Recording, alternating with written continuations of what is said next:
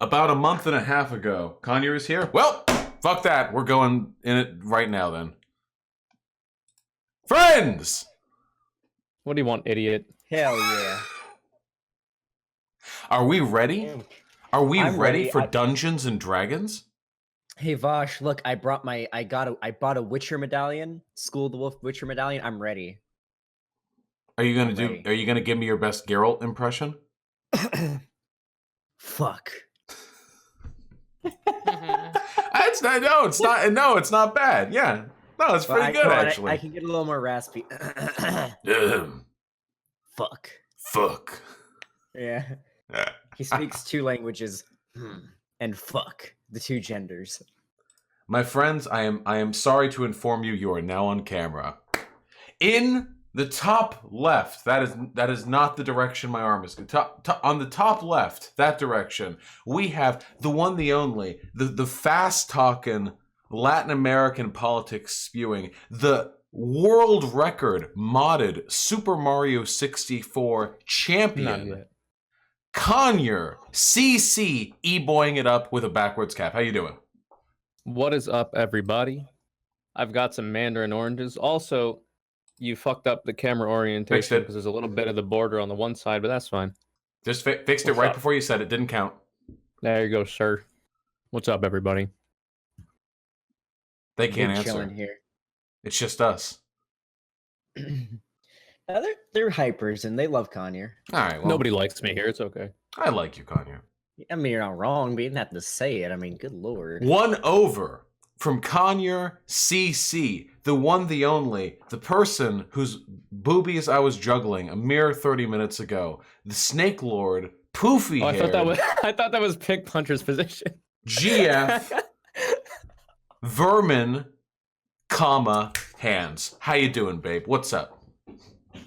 Oh, my mic is so far away. Hello. Hi. I'm fine. I'm tired. I'm hyped. You know how it is. Okay, good. 1 over. Recently reeling from a surge in attention and subscribers, gunning for the 50K subs by 2021. The former Minecraft pig, now current cop pig puncher, fully tatted. How you doing, comrade? What's up? 6'4", fully fucking tatted, 256 pounds, 5% body fat, and I'm chilling. I'm having a good time. I got my Witcher medallion. I'm ready to play D&D. First time ever, I actually ate a good meal before playing D&D, so I'm gonna be hyped and excited and in character. Was that a good meal? Well, I mean, what did you eat exactly? I ate toasted white bread with cream cheese. Okay. Nice. That's how you eat on a budget. Yeah. It tastes good. It's warm, getting your nutrients in. Yeah, no, sounds good. And then the 1 over, the legendary, the still streaming on Twitch TV and therefore has access to a myriad of socializing opportunities of which I am incapable. The looking fantastic today, by the way. Twitter e-girl thought.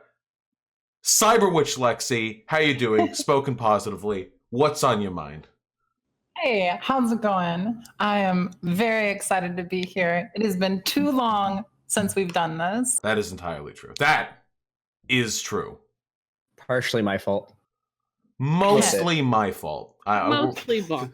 Yeah, fair. Okay. Mostly my fault. I think that's a fair, characterization.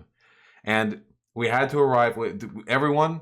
Bring out your finest liquors and pour them out onto the ground. F's in chat. Pepe hands galore for our fallen comrade over here. The one, the only White Nervosa, single-handedly responsible, like Atlas, who carries this website on her muscular shoulders. White Nervosa has fallen. She no longer has the time to play D&D on Monday. That's okay.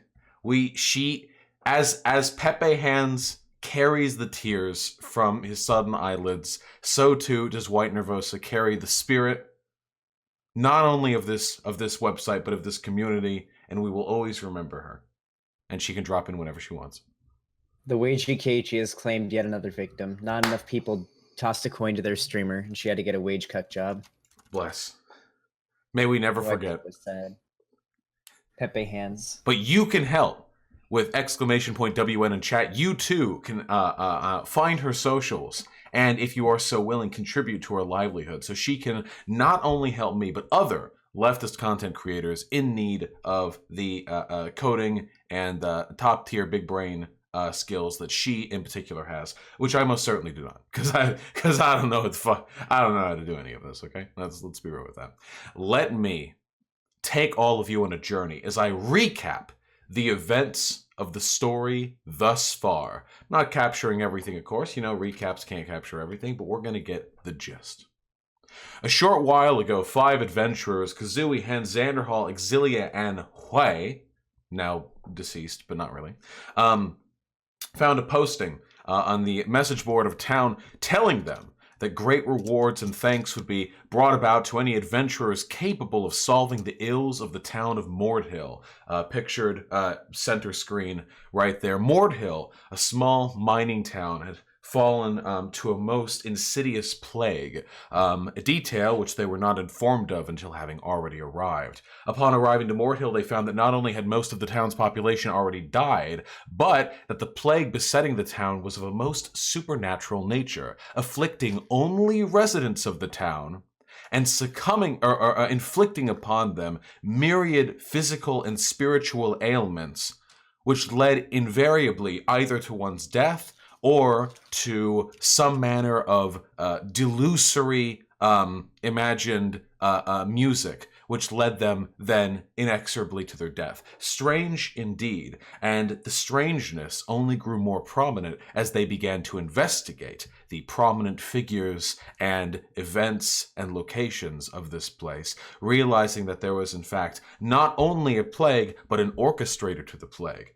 a large hooved skeleton-like minotaur creature that calls itself the Conductor. Through a series of contrivances, coincidences, and unlucky encounters, the party has managed to find themselves on the other side of the material plane, venturing now into the astral plane, the land of thought, dreams, and death, where spirits go to rest after their time in the material world has come to an end. They come there now to find that the island they have arrived at, the pallid, yellowed, sandy dunes that break up the infinite expanse of the Silver Sea, that place which those who are dead go. There is a facility where the Conductor is using a great many magics to assemble machinery. Honest to God, fancy pants, gears and cogs, tech level way beyond Dungeons and Dragons machinery. But thankfully, and we now arrive at the point that they are at, they, rather than being immediately killed by the guardians of this encampment, which were numerous and severe in nature, they instead were led to and have encountered a camp stationed on the far side of the island in the astral plane, which is manned currently by servants of the Raven Queen. The Raven Queen, the true Queen of Death, who oversees all in her infinite domain, as well as the souls of those who have passed, has sent soldiers to this place to, well, I guess we'll have to find out. My party members and friends, -1 now. Y is still with your party, I should clarify. Y, not the most conversational one, even in the best of circumstances, will be with you for at least for now.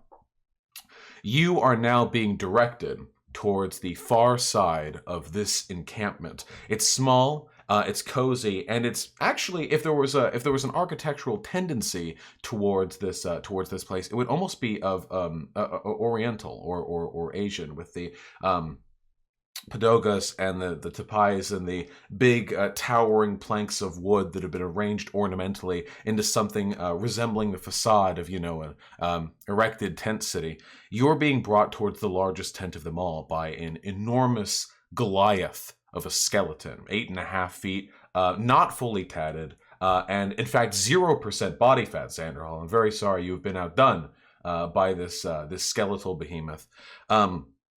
It leans forward over the five of you as it draws its massive arm forward to part the tent door and beckon all of you in to the dim, candle-lit interior of this, the commander's tent of the Raven Queen's detachment. And as the five of you enter, you hear a voice crowing at you from the far side of the tent, which is rectangular in shape, quite long, mind you, no more than 12 feet wide, but at least 40 feet long. You hear, are those the mortals? Oh my goodness, it is, flesh and everything. Could you come over here? Aye. Real quick, What? do we have a map for this or no? Not presently, screen, no, or- but it will. okay. Yes, but it can, that can happen. Seize our imagination. For now we use yes, but the theater of our Theater of the minds. mind. Yes. Aye, lads. Let's walk over then. On the far end of the tent, you see, again, dimly illuminated by candlelight, sitting on the at the head of a table, which extends nearly the length of the interior of the tent, is a woman. And she looks very much unlike any woman you have ever seen before in your life.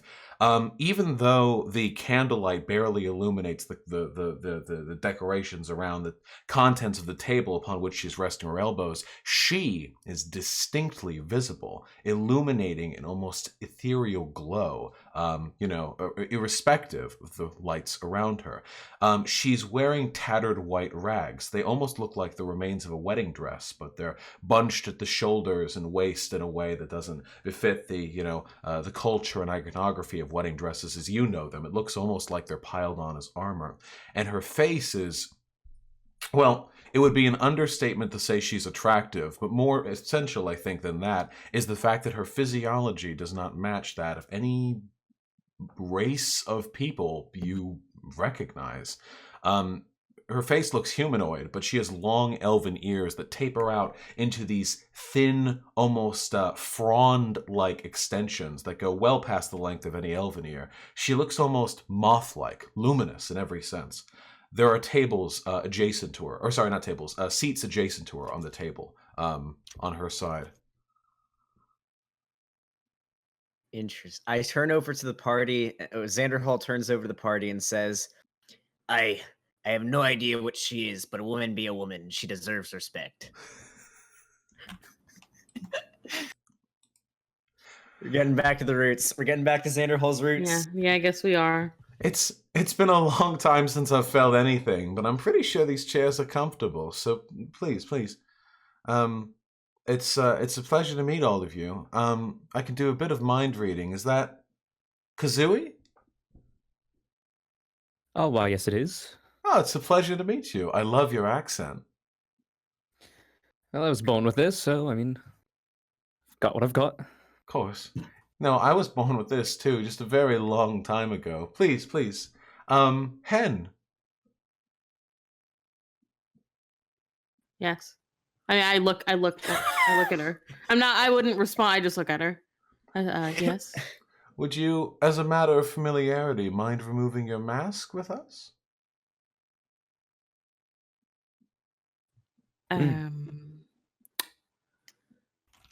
Is that quite necessary? No, I won't kill you if you say no. I'm just asking, silly. It just kind of stands. Considering. I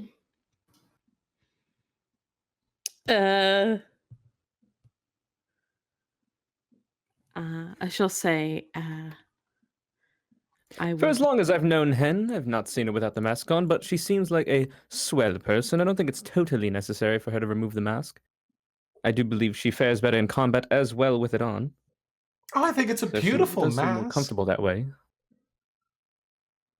Oh, Hen, darling, I didn't mean to make you uncomfortable. No, it's not. How about My you sit up next to me? Personal. Sure. Here you go. Yes, I don't mind. She extends I'll sit next to her. a long, thin... alabaster white arm to pull out one of the chairs that are adjacent to her. So you said she looks like an elf, like a high elf. Her face is alabaster white. She looks almost elven, but there's more of an insectoid sort of affiliation to some of her features. There's fur and there's webbing in places where you wouldn't typically see with elven kind. Okay. So like what's that? What's that fucking race? It's not Vidalcan. Anyway, yeah. Okay, cool. All right, sure. I sit next to her. Xander Hall. I know. Can I get an insight? Can I get a vibe check on this bitch? You can absolutely. I believe vibe checks are called insight checks. You can roll for it, but first I'll go through her speaking. Xander Hall. Aye, my lady. How may I be of service to you? I can read your mind. I can read your name and your mind as easily as I would the words off a page. You're very open, you know that? I believe that lying to a woman, even if it be with my thoughts, is unforgivable. Oh, that's very chivalrous of you. That's behavior I haven't seen in a very, very, very long time. I don't know how far it'll get you though, sweetie. Here, do you want to sit up next to me too? We've got another chair. Aye, lass. I sit down. And Exilia. Yes. You know I was a druid too before all this. Before all this? Oh, before I died.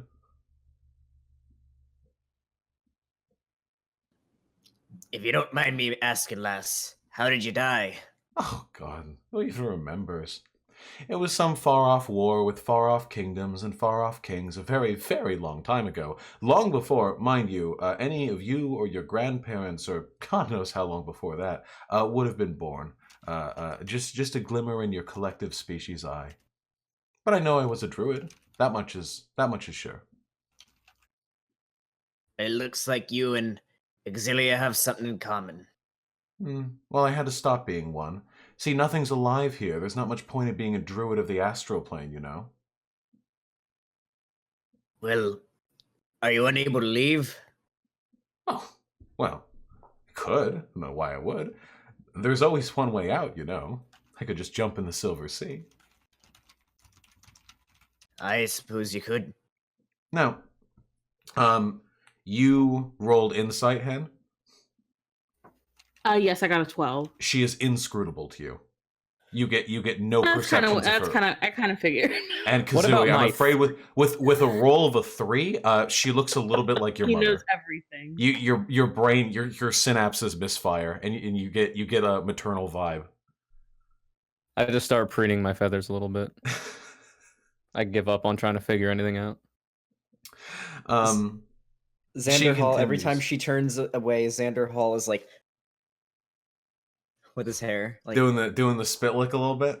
No, not the spit lick. That's disgusting. But you Oh, know, okay.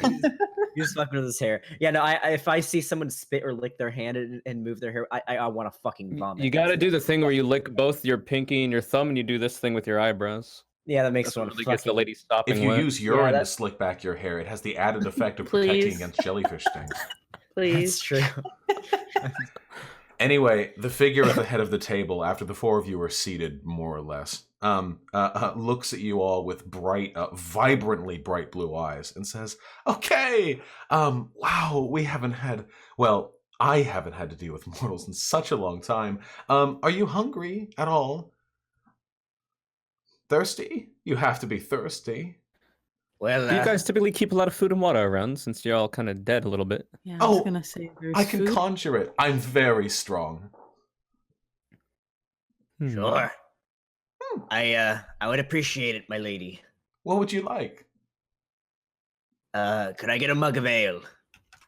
She reaches out with her arms, which are quite long, not unnaturally so, but it's just, you know, a distinctive feature, and waggling her fingers together in an evocative gesture, thin trails of mist begin to pull from the local matter, the tent flaps, the table beneath her, the air itself, until the thick fog coalesces to a thickness so severe you can't see through it. And after that is done, it reaches a certain shape and size, and she reaches into it and grasps, and you hear it slosh, a mug of ale.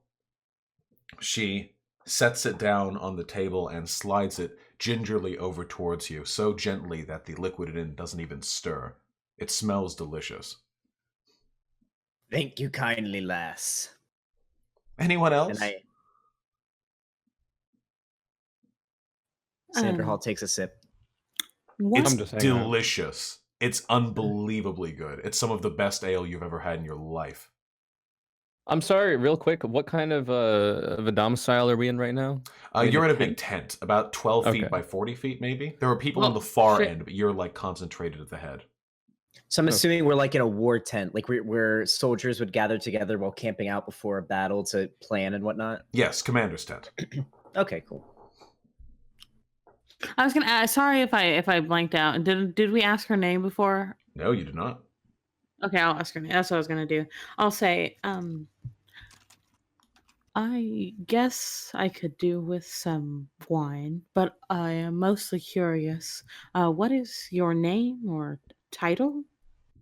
Here you are. And she begins to conjure the wine glass, and as she does so, she says, "My name is Adwa Behest Manida, or Commander Adwa Behest Manida, but you can call me Adha if you'd like. That language is long gone. My title remains, though." She hands you the glass of wine. And Aye, that lass. would be Wait, Were you saying Hold on, something, wait. then? oh, I said, and that would be because she says her title remains. So I was wondering if that was a different name. She said commander. Oh, Commander. Oh, okay. Adha. Adha. Adha. Okay. That's close enough. Aye, lass. I will. I'll call you Ada as well, since I can barely pronounce my own last name. Adha, but close enough. You know, honestly, even the effort's really flattering. Most of the people who, mispronounce my name have been doing it for hundreds of years or even longer. So this is a refreshing change of pace, getting to talk to new people. Actually, goodness me, it's been so long since I've walked the material plane. Can I ask, are horses still a thing? Aye. They're pretty neat. They're pretty useful for traveling. We haven't found anything better yet? Aye. I heard that you can get they call it a chariot. You get two horses and you strap them together and you ride on them. It sort of pulls a cart. But other than that, no, I don't know what you mean by better. Interesting. I've got a pair of wings that can take me pretty far. That's kind of nice. Yes, isn't that wonderful? For all my strength, I can't fly, I'm afraid. You'll find it a little more difficult to fly here in the astral plane. The gravity's a little heavier. The silver sea pulls deeper than the weight of rock and earth beneath your feet on the material plane. But you should still be able to fly. Decently enough, at least. My people, we didn't have, what did you say those were? Chariots? Aye, wagons, chariots. They go by a few names depending on who you ask. Huh. Well, the farthest we ever got, I think, was we had small groups of people, maybe 300-400 at most. They lived in leather-backed yurts that up in the frozen north, and we would hunt for food. I don't think we really got much farther than that, at least not before I died. Interesting. So do you often ask people who come here about the technological advances of their time? Yes, every time I meet mortals, I'd like to hear what's going on in the material plane. It's been a very, very, very long time, and things stay stagnant here, We occasionally borrow some of the technological advances from your planes when using, for our conflicts here, but for the most part, we use magic and golems. So, you know a lot about the goings-on in the material world in terms of technology, right? If getting an update every 300 or 400 years would be considered knowing a lot about it, then yeah, definitely. Not much beyond that, though. I couldn't tell you the name of your king, for example. Aye, well, neither could I, but I would like to ask. We've been finding some things in the way we got here. I don't want to say too much, but Wait, before you get on that track, I'm sorry to interrupt. OOC, how much does this person know about what's been going on in the town we come from? Can we reasonably figure that out, or do we not know? That's up to you guys. Let's Oh, ask. Sorry, Let's go ask ahead, her. Xander. Sorry, All right, I just I'll- wanted to All right. understand. So I'm gonna ask her. All right. Aye. So, how much do you know about how we got here? I assume you can read our minds. Oh, thoughts, feelings, evident things, not the intricate details of your memories. Oh, if only that'd be useful. With interrogations and stuff. Yeah, no. What do I know? Well, I know you were brought. No, wait. I'm picking up some details now that you're thinking about it. Okay, you're mortals, and you didn't want to do all of this to begin with. This was sort of unexpected, and you find yourself here now because coming here was the only way you could resolve a situation on the material plane which is related to our problem here in the astral plane. How much of that is correct? Aye, as far as I'm aware, all of it. We Okay. don't know everything that's going on yet. We only just got here, and your bird friend took us here and led us in this direction. But we do have a few questions nice we guy. hoped you could answer. Oh yes, our scout is a rapscallion, but yes, no, he's quite nice, I think. Please, if you have any questions, I'm more than interested in answering. Before we get into the So- questions, I'm sorry. So I'm sorry, go ahead. infrequent, I get to talk to new people. Okay, real quick, Vosh.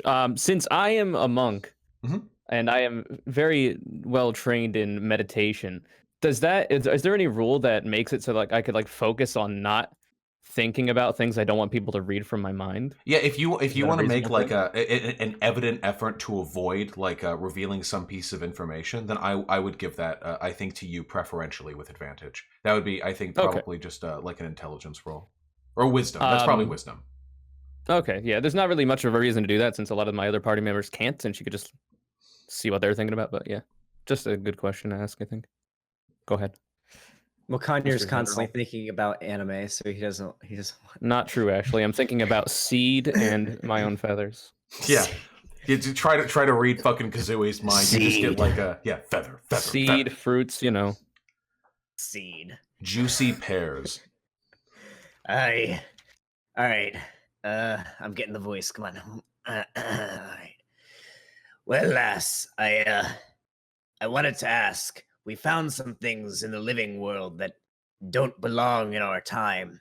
They seem like they're from a time well after our own, and it seems this is where they're coming from. Do you know anything about that? Yeah, that's actually why I asked about the horses. Because I think they replaced horses over there on the facility on the far side of the island. Replace them with what? They've created this, I don't know what I would call it exactly. It's some sort of, it's an automaton, but it's not magic. They shape metal into a roughly rectangular prism shape, and it has wheels on its side, but it's powered by smoke. Smoke emerges from some sort of porthole on the back end. It can move on its own, and actually at pretty extraordinary speeds. At times, they actually build a track for it on the far side of the island, beyond the mountains, guarded by that giant. We can't take a look at what they're doing over there, but we have an idea. Yeah, we have an idea of what's going on here. And I have to make actually, I have a request to make of you. And it's the only one I have to make, really. And if you say no, then here is my promise to you. If you decline, then you will be unconditionally removed from the astral plane peacefully to a location of your choosing. You need not leave through the portal you came, you know. I can send you back however you like. Within reason, of course, to the material plane. I don't know if you're interested in visiting the celestial, but we have no connections there. And if you agree, then I think we can continue from this point forward. So the situation we find ourselves within is this, essentially. All we know is that a very powerful entity that's currently calling itself the Conductor has somehow managed to seize an artifact of the missing god of time, Kronos, who seems to be locked somewhere in the past, in the material plane, through means we're not capable of accessing. the artifact is also being used by that conductor to construct machinery out of step with the natural order of our time. And we need to fix this because they're doing this using the souls of the recently deceased, which is aberrant and wrong and my job to fix. The only problem is that they're moving along quite quickly, and the Silver Sea is endless. We aren't going to get any more troops of the Raven Queen here anytime soon, which means that it's basically just me and a few dozen commandants, which is not nearly enough to deal with the fortifications on that island. I think we can fix this still, but not in the length of time we have, which is why it's so nice they have a artifact from a time god. We can't use it because it's linked to the material plane, and I'm dead. If you can help us find and use that artifact, the four of you will be in a position to fix a problem that we can't. And if you don't want to do that, that's totally fine. And I won't blame you.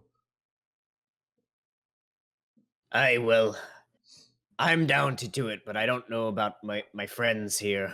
It's up to them whether or not they wish to participate. I am just curious. Do you know what said artifact looks like or might be? Mm-hmm. It's egg-like, maybe 14 or 16 inches tall. Ostrich egg-shaped, I think, with runic glyphs inscribed along the sort of outer perimeter of the center band of the egg. It's quite cute, you know. I saw it before, a very, very long time ago. And the conductor has it. Well, As it's far as you somewhere know. there. If the conductor has it on his person, we'll have to kill him to get it, which seems not likely, Yes. all things considered, but hopefully it's somewhere on the premises of their facility, not being directly protected by him. Xander Hall attempts very strongly to keep the thought of the first incident that he had meeting the conductor and where he shit and pissed and cummed in his pants out of his head, so that this woman cannot read his mind and find out that happened. Yeah, Good. hot Just have bug to lady focus on the coom, can't man. know about the shit piss cum. Good move. Yeah. That's a good move. Just focus on that lady you were trying to bone that almost got you all killed. Oh yeah, I Or forgot about it. another experience, yes. That's what's really motivating me here. What do you think, Exilia? Well, I don't know if I've ever had power over a god before. That sounds awfully interesting. I'm in. I suppose I'll go along as well. Manhattan? Well, I guess. Yes, I will. I will help. My path has clearly led me here, so I don't know if I have a choice. Hmm. Well, it seems we're all in agreement. Ah, the tenacious selflessness of mortals, even with your limited time span, never seeks to, it never disappoints me. Thank you so much. I am very, very, very much in your debt, and will be long, long, long after you've died. And I have all the time in the world to pay you back. Trust me, I'm not going anywhere, unless things go poorly in the next 24 hours. So, right, the main issue is, well, here, I can show you, actually. And she begins to draw mist from her surroundings until it coalesces in a long board-like rectangular shape in front of her. And in the blink of an eye, you see a map form. Ooh. That looks fairly similar to the one that I... What's with the floppy disk in the top right?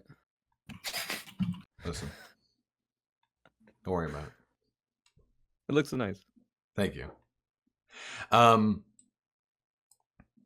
The background is very vaporwave, even though it's just supposed to be water. the Silver Aye. Sea. A lot of dead in there. A lot of dead folk.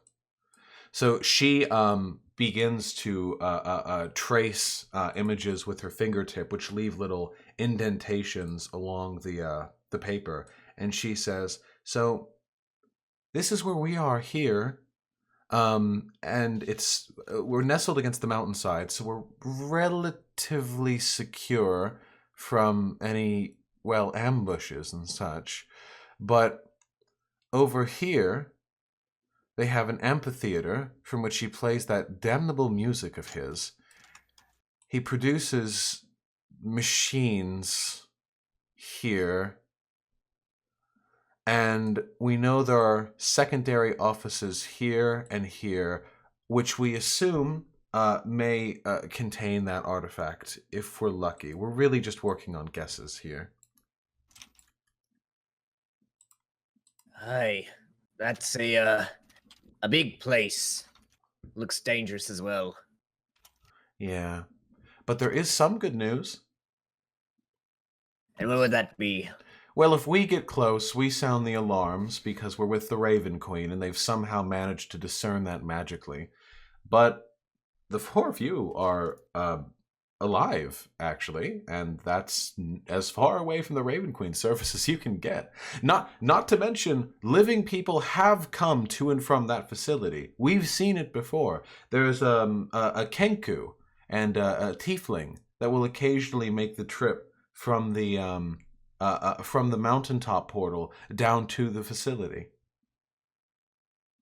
Aye, we know those two.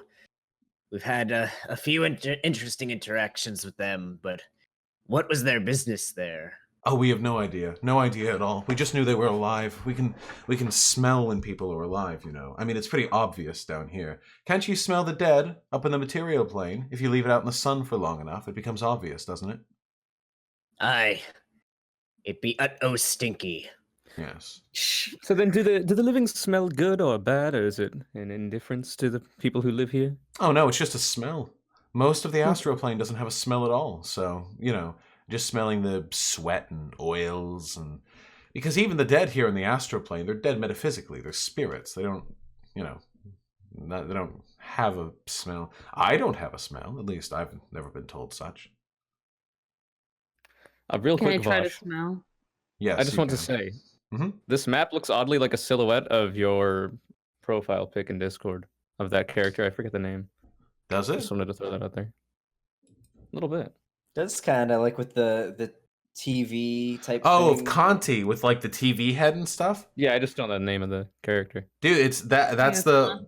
That's the like fucking meta meme. I'm getting like the mimetic plague. I'm sending it through into all the drawings that I do. You know, it's consuming me. The meme I was gonna do is the Silver Sea is the souls of every person that liberals think died from communism. That's so many people. Trillions of bajillions of people have died from communism. according Infinite. to the liberals. Infinite. An infinite sea of deaths. That was gonna be my meta meme. Were you rolling to smell, Hen? Yes. Do your smell roll. What do I roll to smell? That would It's the probably smell be. option. Yeah, that would be the smell roll. Idiot. Would it be perception It'd be perception. or investigation? Probably not investigation.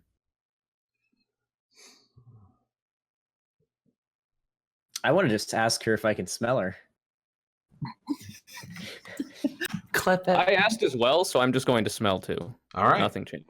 I am happy to say to both of you that she does not, in fact, have a smell. That's crazy. That's wild. All right, let's move on. Excuse me, my lady. Do you mind if I get a little closer and try as well? I absolutely mind. Yes, I value my personal space very much. Oh, I'm sorry, lass. That's okay. You know, I'm not bothered by the curiosity. I completely understand. Weird chat for the smellers. My girlfriend just weird champed me in chat.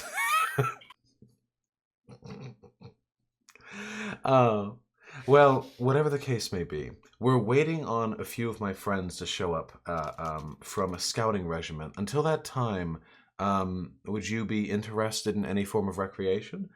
Food or water, perhaps? Well, What- if we've got a what do while you- to stay, what do you have? What do Every you- food morsel that I was aware of back when I was alive. Well, there was once a time, must have been 5 years ago, I had this amazing roasted pig, and I've never been able to taste something as good as that again in my life. Do you think you could use your magic to conjure that up? I don't think I can't conjure the taste of the pig from your memory, but you know what? Here, let me give it a shot, huh? She does as such, and procures not a pig, mind you, but a plate with thin, even slices of roasted pig, arranged in a delicate and artistic fashion on the white plaster. Not plaster, sorry. The white china. And she hands it over to you. Thank you, milady. Can I try it? Yeah, absolutely. All right, I try it. How does it taste? Actually, it tastes pretty fucking bland. It's not real meat. Vegan friendly. Lass, this tastes kind of strange. What is it? Oh, I can't conjure flesh, so I gave the next best thing. What is the next best thing? Oh, you know, mushrooms, tomato blend, spices, a little bit of sawdust.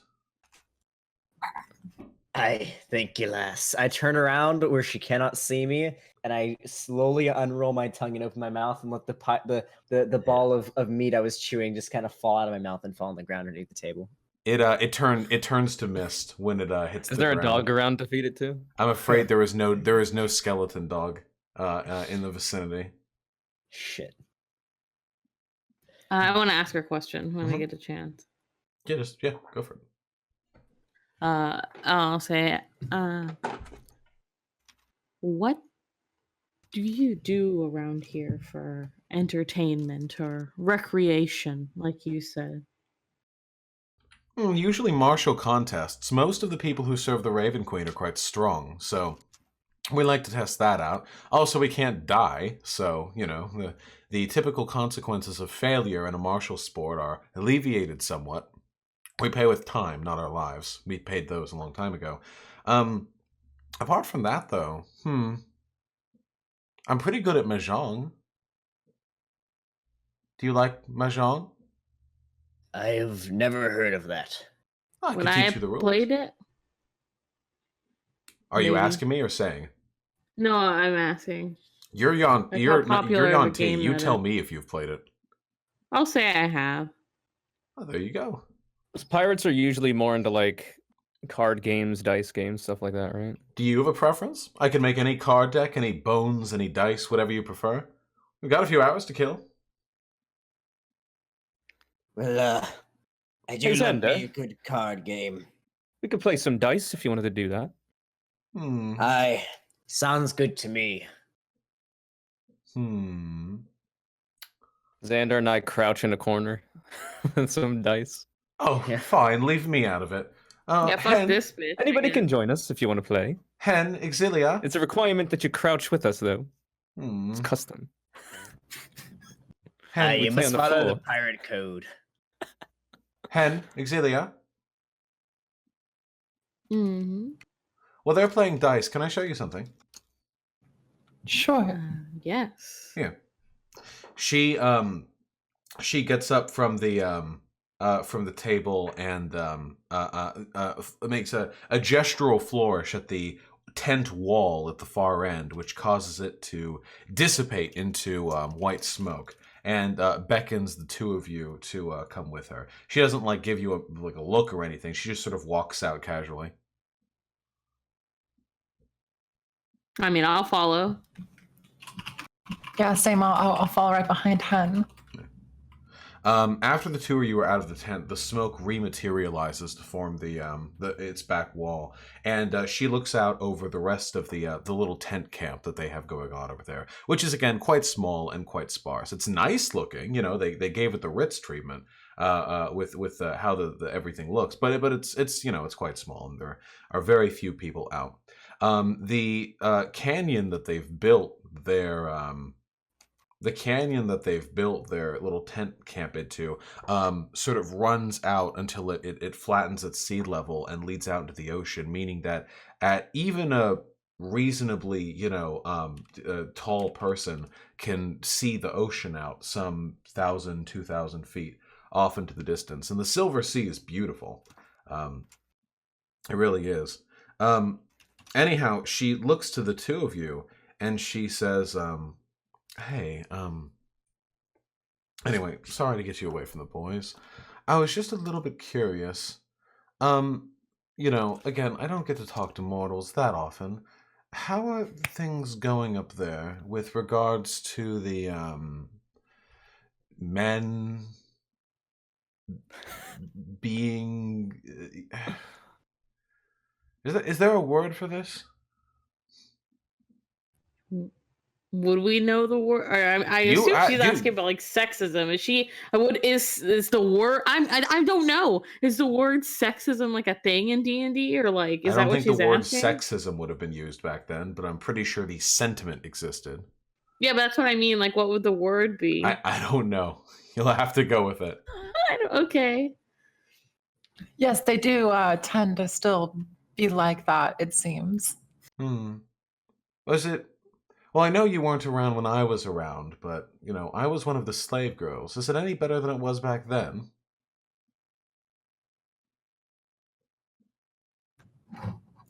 Some areas may be better than others, but as far as I know, yeah, we're not that much better. Yeah, definitely still slavery out there. It's nice, though. It really does all even out once you're dead. I know that's not much comfort now that you're alive, of course. It feels like everything ends after you're dead, but really, it really all does cease to mean much of anything, past a certain point. Just a little roadblock. Yes, how do you know how long you've been here? Is the time between here and the material plane comparable? It wavers. Ever since Kronos was taken from us, which happened a very long time ago, again, the time between the different planes hasn't been kept consistent. It used to be a 1-to-1 ratio, every plane to every other plane at all times, with the exception, of course, of the Far Realm, but I don't know what they're doing. But for everyone else, it was 1-to-1. Now, there's wavering gaps. It's entirely possible that in the, I suppose, an empirical time, you would have been here for around 30 minutes to an hour now. It's possible that in that time, 6 to 12 hours have passed in the material plane. We have no way of knowing. It's also possible hardly any time has passed at all. The only time that time is consistent between the planes is when you're looking directly through the portal, which makes it seem as though time is stabilized when two different planes are being observed by the same person. Which is strange, because our planes are so large, you'd think that at any given point in time, there would always be at least one person. I don't know. I've been here for around 20,000 years. Oh. Wow. Well, certainly a lot longer than most, if not all, mortals. Save maybe some elves?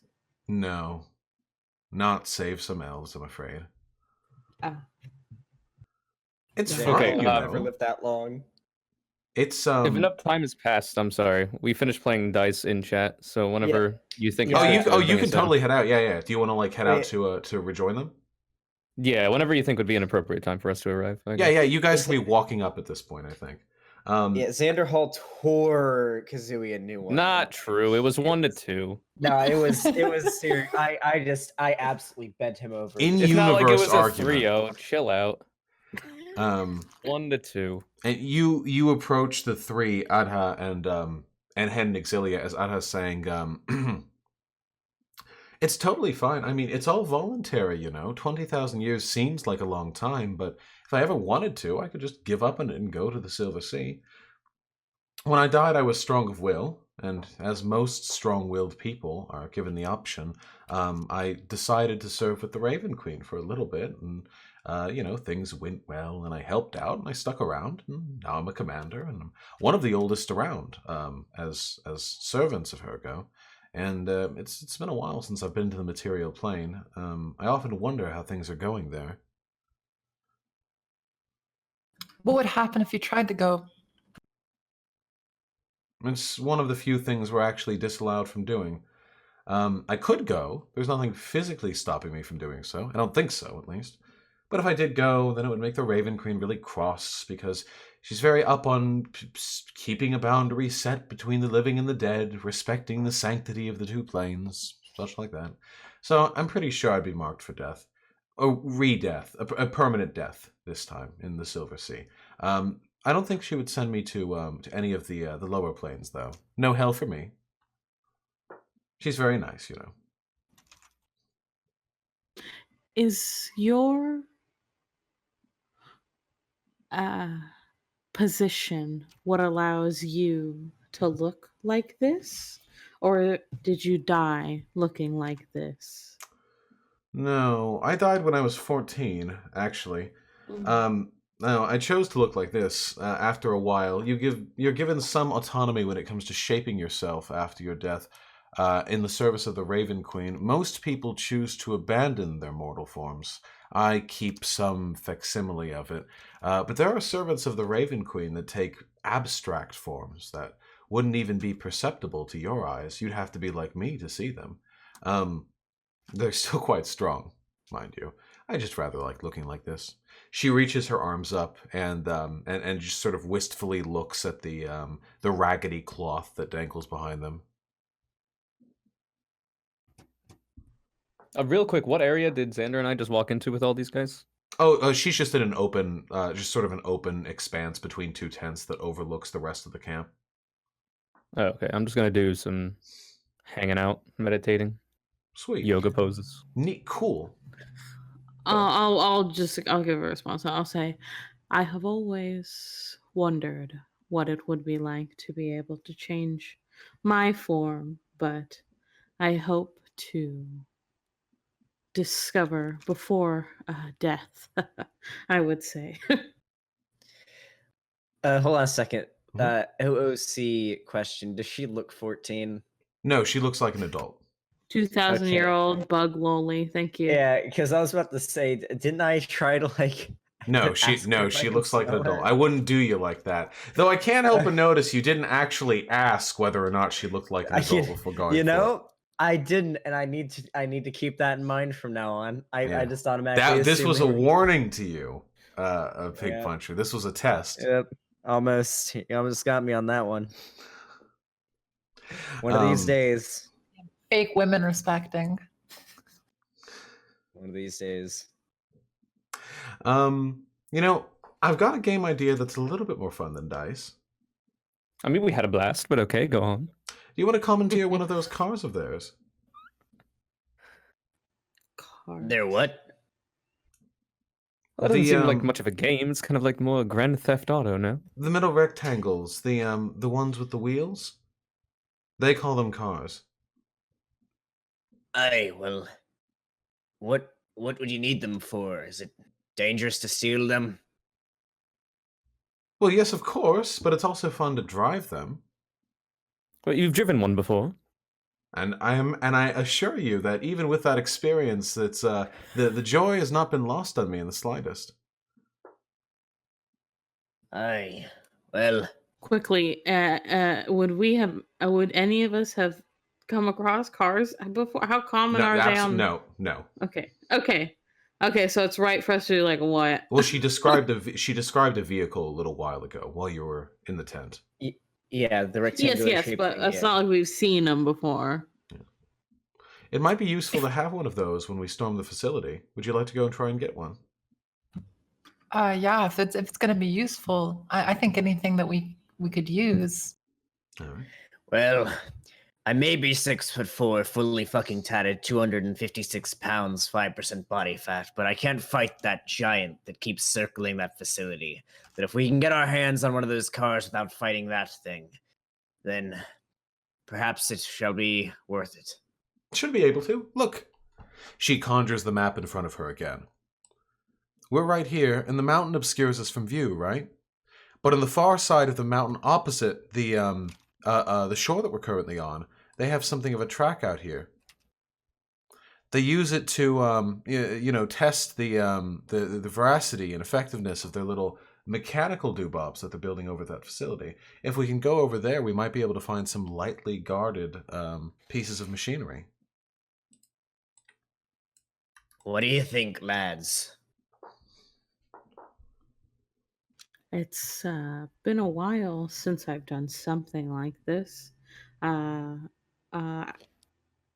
think I could.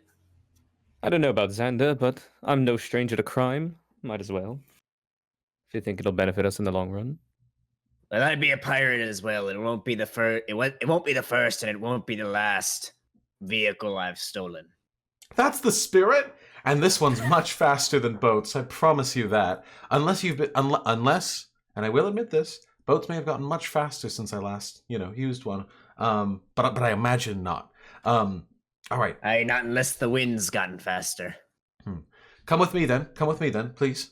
And she begins to hastily run out of the camp and towards the flattened out, sort of the edge of the canyon that the tents are built into. I follow. Yeah, I'm running. Kazooie! Mhm. I've been following the fuck. That was out of character. Didn't say yes. Kazooie, I love that you can fly, and I would love it if you could fly, but I'm afraid you're going to have to hold on it for a little while, because once we get past the mountains, if you fly and you're seen, I think we're all shit out of luck. So I don't fly very often unless I definitely need to. Unless admire I'm your in a safe restraint. space. So. I'd be flying all the time if I could. Well. What's happening, Hen? What do you mean? What's happening? You linked a spell. I didn't mean to. Okay. I just clicked it because I was trying to read through all my shit again. All right, just making sure. Adha begins to run out of the camp at a fairly reasonable pace, and as she does so and runs ahead of the rest of you, you notice that her feet are not even touching the ground as she moves. She just sort of pushes off a light cushion of air just a few millimeters above the sand every time she moves forward. It doesn't look altogether that different from running, mind you, but there's a certain grace and airiness with which she moves. The rags of white billow behind her and catch on the light, shore winds as she runs along the side of the outcropping of the mountain that obscures her little tent camp from view, until after maybe 2 minutes, she brings the four of you to the edge of the mountain's outcropping, the edge of where your sight lines are obscured from the facility. And she peeks around it and sort of gestures for the four of you to do so as well. All right, To what do we peek? see? Roll perception. All right, perception. I am time. very perceptive. You are. That is pretty Huh. perceptive. That is also pretty perceptive. That is I not perceptive. Exilia leans forward, but not far enough to see past the mountain, so you're just looking at the rock. I'll pretend. Yeah, I'll make study. believe. Holy Xanderhall! What do your elf eyes see? Xanderhall, elven eyes, unnecessary. The Chad Drow eyes. Your enormously thick neck peeks out from the side of the rock, and you look out at the facility, and you see a great many things. The facility is, well, its construction defies your imagination, but I can describe it quite plainly. There's a massive barbed wire fence that runs along the outside perimeter of a factory which is producing things that are now somewhere in between the late 19th and early 20th centuries in terms of technological development. You see a cavalcade of military-style vehicles rolling down a roadway that runs from one facility to a hangar. You see a cavalcade of people, some of which their clothing quite recognizable to you. It's the citizens of Mordhill, traveling to and fro, manning the facilities, working the factory, dedicating themselves to the construction of the war machine, each and every one of them with a gun on their person. And above it all, you see the amphitheater, the massive semicircular Hollywood Bowl dome that overlooks everything else, from which the eminent, omnipresent drumbeat and orchestral soundtrack play. The conductor, a tiny, tiny figure, even at his size, now a mile and a half away from you, overseeing all of it. At present, the giant is not visible, but the facility is enormous. And Adha turns back towards the four of you, and she says, "Okay, I don't actually need to whisper because they're very far away and they play very loud music, but I feel like doing it anyway. For moving forward without being seen, what do you think would be better? Do you think a big cloud wall or digging into the earth? What? Devise a scenario for me." Well, the best thing I could think of would be if it was possible to just be invisible, but from what I saw a lot of things moving still, things I've never seen anything like before. Who knows what kind of instruments of surveillance they have? There may be no way to sneak in effectively. That's entirely possible. What do you think, Kazooie? That's a good question. I'd have to think on that. I'll have to think a little bit. You could ask Hen. She got a good view as well. Hen, I was looking forward to asking you.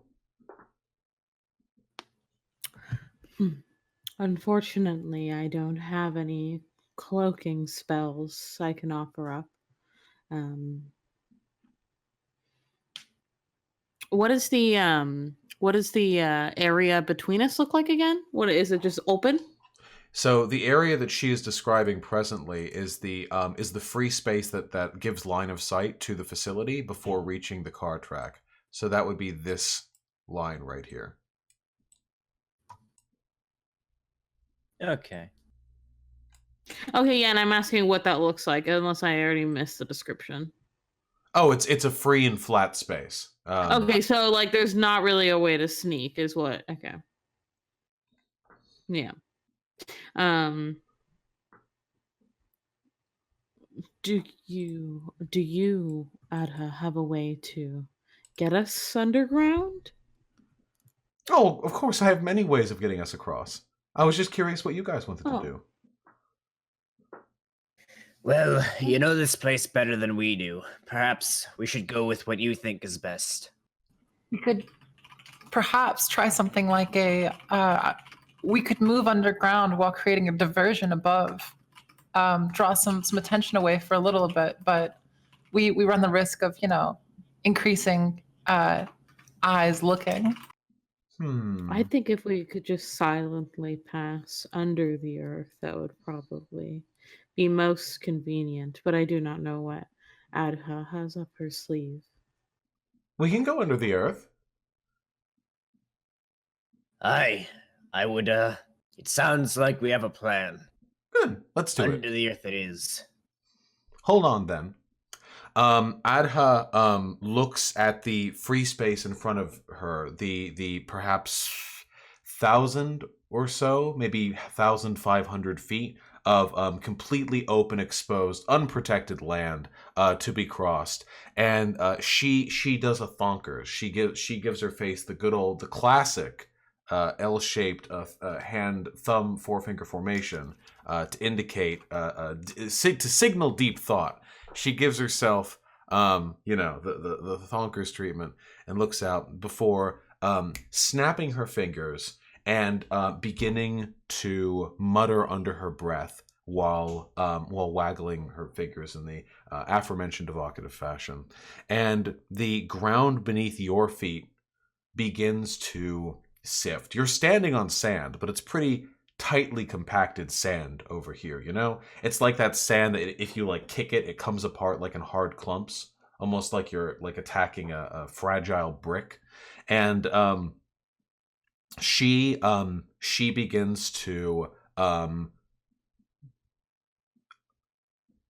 conjure coalesced earth beneath your feet, a whipping, not maelstrom so much as a subtle little whirlpool of sand. Where there was once a strong, unyielding earth, there is now weak, soft, loose sand, and she lets go of the little poof of air between her foot and the ground and sinks herself waist deep into the sand before looking up at the four of you and saying, "We can go like this?" I don't think we know how to do that. "Oh no, I'll do it for all of you. Here, come on in." She smacks the ground with her hand, and instantly the sand gives way beneath your feet as well. So, like, when I fall in, how high up? Like, am I fully submerged in sand, or am I like waist deep? Think non-Newtonian fluid, waist deep. Okay. If I go any, well, Ada, if I go in any deeper, will I suffocate under the sand? I am still living after all. Oh, not needing to breathe is the easiest thing in the world. They taught me that when I was living here. She snaps her fingers, and all of you are freed for periods of up to 10 minutes and need to breathe. Well, shit. Okay. Well, Just don't breathe, forehead.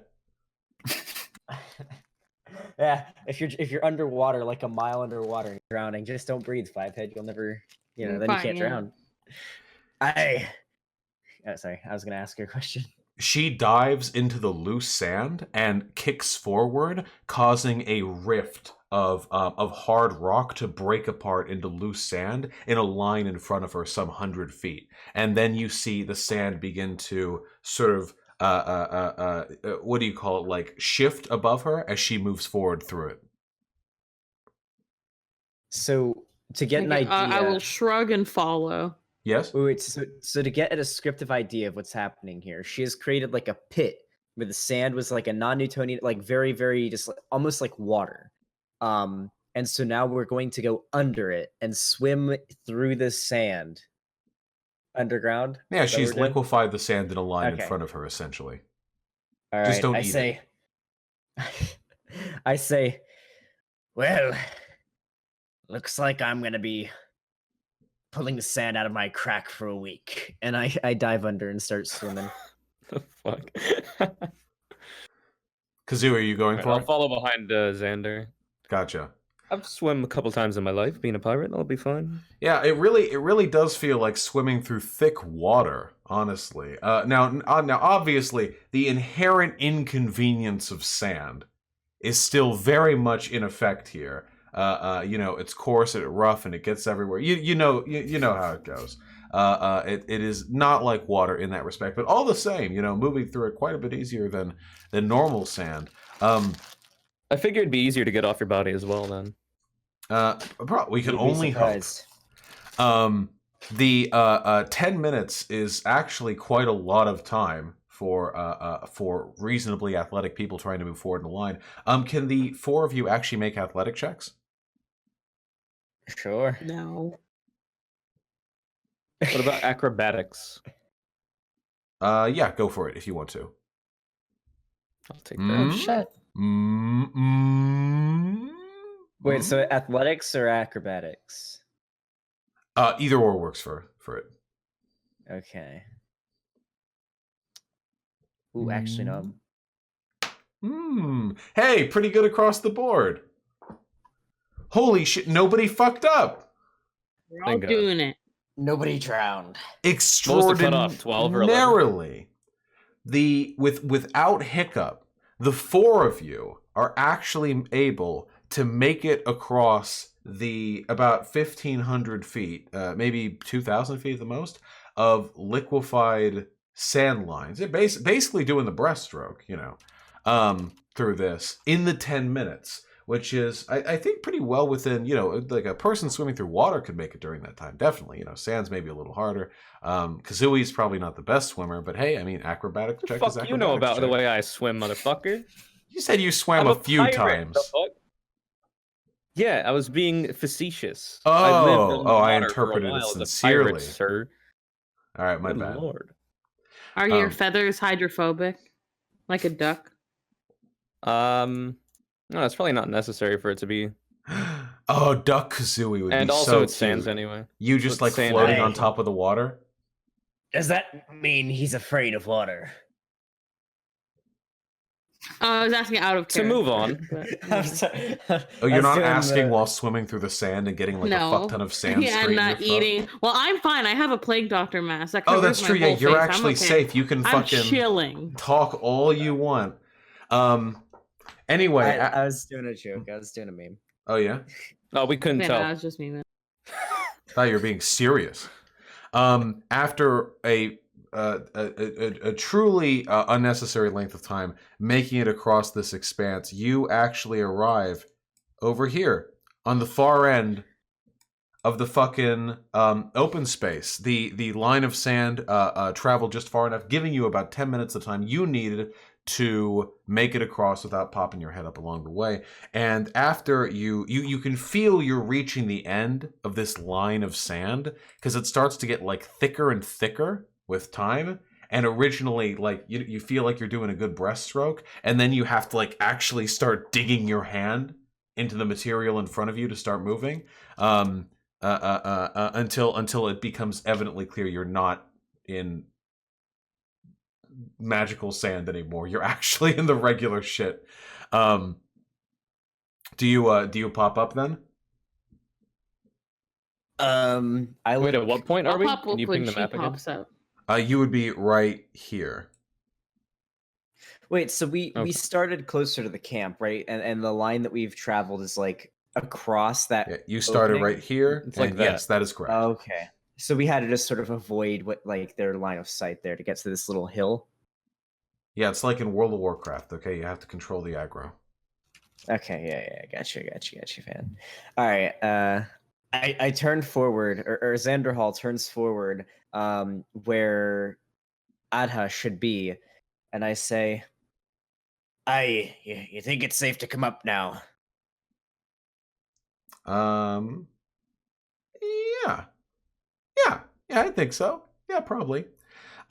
She sort of elegantly twirls, like just sort of spins around, letting the sand around her and the rags, to her, spin about like in almost a ballerina fashion as she moves out from the sand and sort of pops out to land gracefully on the hard rock beside it. And then she reaches a hand down to help anyone else out who wants up. I take her hand and I take her hand as I get out of the sand. I take Xander's hand as he gets out of the sand. I'll take Kazooie's.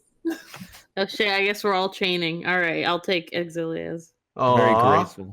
Okay, Adha, with incredible strength, helps to pull out four people. See, it's like the fucking clown, like fucking tied Yeah. handkerchief out of the throat. She pulls one of you out. It's like, Jesus Christ, you people are heavy. And then the whole team. How yoked is she? I mean, she's quite thin, but she's obviously very, very strong. Yeah, clearly. I'm fucking 6'4". Like, yeah, you know. Well, you didn't challenge say her it to again, arm I forgot. wrestling as a game. That would have been a worthwhile challenge, I think. All right. Anyway, you're on the far side of the smaller mountain now, and the portion that you're about to enter is actually unmarked on the map. So limited is their knowledge of this place, because reaching here requires, passing this. Wait, why am I saying this? She can say this. We haven't actually had much of a chance to fully scout out this place because, of course, getting over here means crossing line of sight with the facility, and I can get over here just fine from time to time, but even doing that's a little risky. The only reason I feel comfortable doing this right now is because hopefully by day's end we should be in the camp, for better or worse. Aye, so they can't smell us then. Well, they can't smell me, no. They could probably smell you. Oh, well, that's not Certainly good. hope you had a shower since that last incident, Xander. Well, any bit of stink that was on me has now been rubbed off thoroughly by the sand. Oh, that's a good point, because you are, at least you were, I haven't given you a sniff since, but you are a fairly smelly person, Xander Hall. That's not an insult, you're very strong, the muscles, it leaks sweat, you know how it is. Aye. Thank you, my lady. Kazooie and Hen are essentially odorless.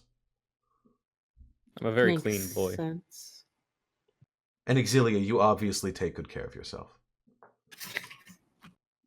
So am I just a disgusting pirate? Yes. I think if chat had to vote on who they thought would have the strongest odor, they would have picked you, okay? I think there's reasonable jurisprudence on this issue. Yeah, probably. It's the horny sweat constantly. Oh yeah, every time I see a woman, it's just Zan sweaty. The Coomer sweat. You know when you get that ball tickle and it's all the sweat beating at the base of the scrotum? Yeah. Because of the Shut Coomer up. sweat? Yes, same. Except hate you. always. When you get that Always. that strip of sweat like right on the taint. Yep. Yeah. Yeah. The Coomer sweat. I just want a coom. Oh yeah, your emote is the fucking Sweatstony emote. Yep. It's Yeah, Zan that's the sweaty. point. Zan Sweaty. Good. That's good. Good synchronicity there. Anyway, Adha sort of leads you around the mountainside. It's actually beautiful. This is the closest you guys have been to the astral sea, after all, to the silver sea of the astral plane. Known to contain the dead. God knows how many dead. What, trillions? Everyone goes here. The only people who don't go to the silver sea are either those who ascend to godhood in the celestial plane, those who go to hell, demons and devils and what have you, or those who have elemental ties or ties to the Feywild, tree ants, fire elementals, that sort of stuff. The vast majority of living things, squirrels, for example, go here to the silver sea. What about beings from the elemental plane of air, like my people would be from? Because you are descendant of them and not of the plane itself directly, you would go to the Silver Sea. But an air elemental. But what about like my relatives? Your relatives, like ancestors. air elementals? Well, does anyone that Aarakocra are exists from in the that- airplane. The airplane. Yeah. They're Aarakocra in are that from plane. there. Right. They are there, but there is a tie to the material plane with them as well because they Okay. breed reproductively. They would go here. The ones that would return to the elemental plane would either be Aarakocra who have been touched by a deity, which happens not altogether too infrequently in the airplane, or air elementals. In that case, they would die and their spirits would coalesce in the elemental plane before being reborn. Okay. But it is the luckiest Aarakocra indeed who get to experience that honor. That'll be me. Yeah, I mean that's a fucking goal, right? Like to become detached from the earthly cycle of death and of life and death, and just to live as an elemental. That's sick. Xander Just Hall as a just wants. consciousness. Sounds like something a monk would be into. Xander Hall Yeah, just don't wants to monks already respect do women. that? He can. You double can do if that. you get to the level. I Yeah. think. He can double Nice. do that. Yee boy. Xander Hall has the much more magnificent goal of just respecting women. That's all Yes, he true. wants. That is true. Anyway, Adha leads around, and as you pass by the far end of the mountain range, right over here, and finally get a look around on what's the other side, you see, I guess, what's missing from the map. You can see, well, everything. A large chunk of the land has been flattened out industrially. No more of the sort of natural, tides and ebbies of sand. It's all been flattened pretty much down to the inch. There have been tracks that have been built running along the. I will doodle.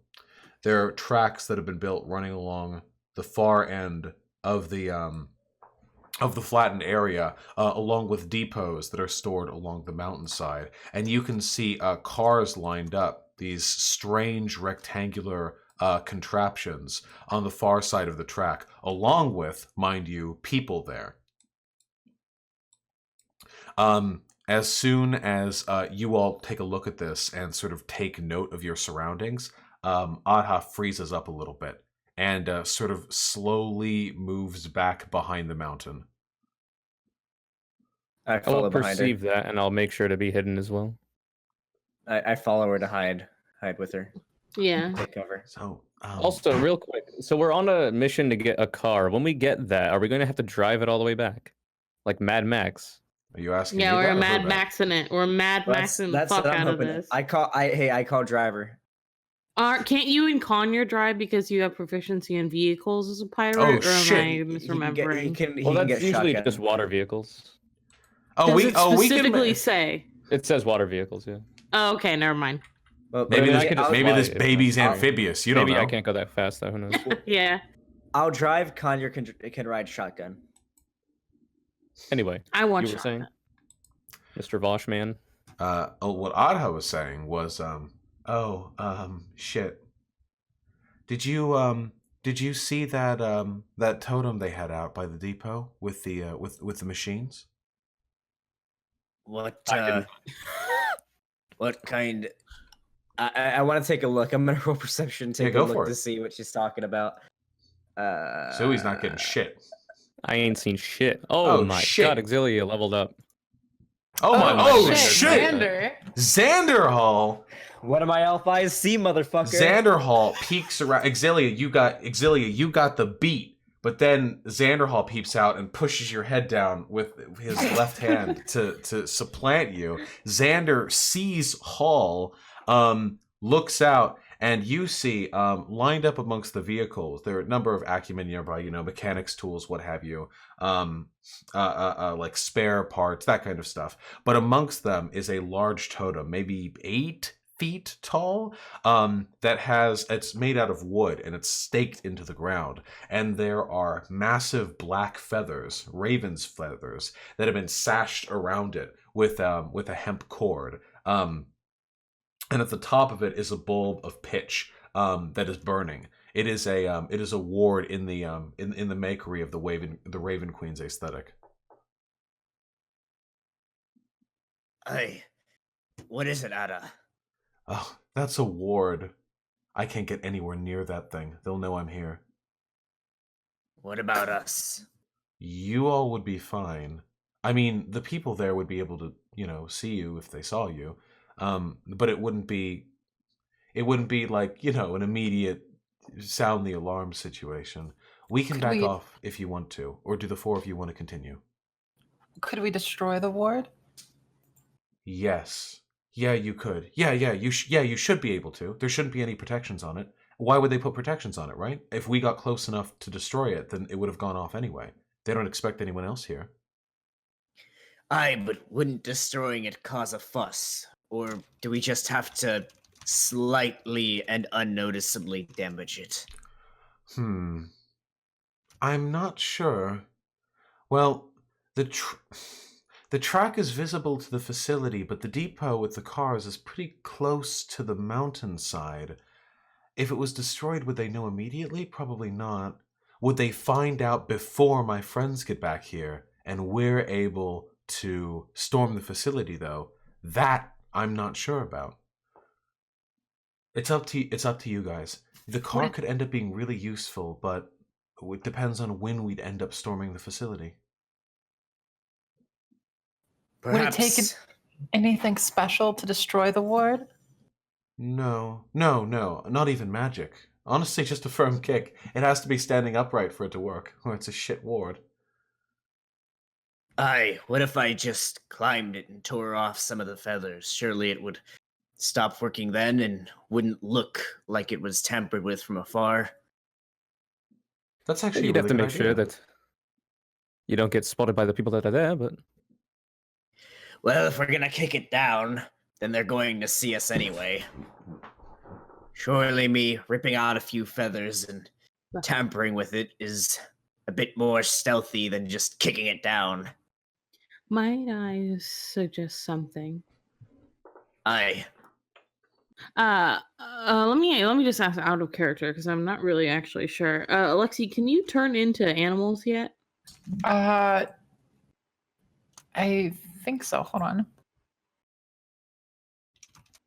Thanks for the Sniff. nose blow. Sniff. Hey, I was muted on Streamlabs OBS's side. You just informed Stream that I blew my news. Thanks. I was keeping it stealthy. Okay. I didn't know. Neat. Can I get Um, some sniffs in chat? Yes. yeah, ma'am? I can turn into stuff. Yeah, I can turn into a couple animals.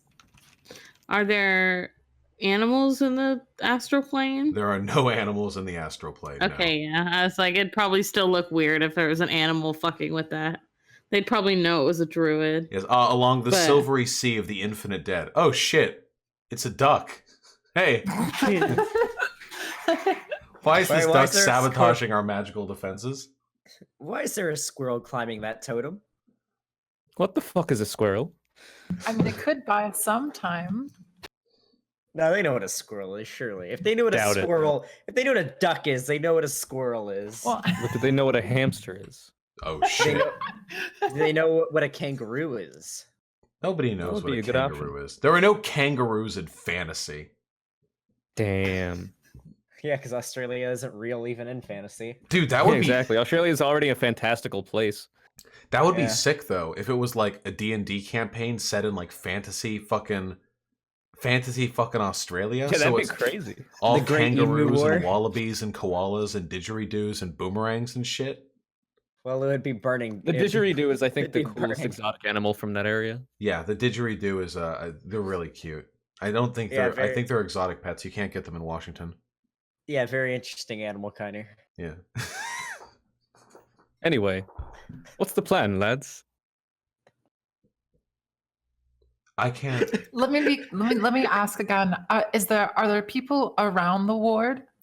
so from what you can see from Pig Puncher's critical fucking 25 or whatever perception roll, there are I'll be specific. There are 3 cars along with assorted parts and mechanical instruments and tools and repair parts that you can't identify or recognize or use in the slightest. 3 of them parked stationary in a depot on the far side of the track closest to you. There are 2 people there, both of whom appear to have been from Mordhill, that are just vaguely in the area. It doesn't even look like they're doing anything. How The far to- away is that? That would be about maybe 600 or 700 feet away from okay. you. And the 2 people are milling about. The totem is maybe 30 feet away from the cars, beyond it. So you would have to pass the cars to get to the totem. Aye. Well, I suppose one of us should go fuck with it then. I can't get any closer. Actually, we're lucky it hasn't gone off at this distance. I can stay and provide moral support. Xander and I are probably the stealthiest. I probably couldn't fly. That'd be even more Well, easy sight if I was on the ground. But I do believe Xander's faster. I be a rogue, so if anyone's gonna do it, it's gotta be me. How do you plan on I'll dealing say- with those 2 Oh. humans? Well, if they start some shit, I'll knock their asses out. Okay, okay. Should we all move in and have Let me- Xander keep going past us to the ward? Let me ask it. I think I'll turn to Exilia then and ask, can't you turn into something small and fast? Get there. Mess with the ward. You get in the car and then we just go from there. You can Well, how do we make sure the car starts when she gets in it? I don't even know how that would work, so I don't. Oh, that's I right. do not I don't know. So so when I used one of their vehicles, they had a depot out here that they didn't have protected with that ward.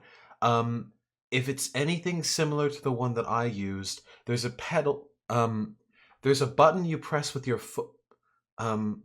Inside of the rectangle, inside of it, there are seats, and in the front right seat, facing for And one before of the person who goes and grabs it drives it into the fucking Silver Sea. one of the seats will have a circle in front of it, and that's a wheel. It's called a steering wheel, and it's different from the wheels that drive the car, and I'm going to call it the wheel. And you get in that seat, and then there is a button you press with your foot down on the left-hand side of the cabin beneath the seat, and you hold that down, and then there's a button that you press adjacent to the steering wheel, which will be in front of you, and that starts the smoke maker in the back of the vehicle, and from that point, the vehicle is turned by turning the wheel in front of you, and Kazui's just preening his feathers right now.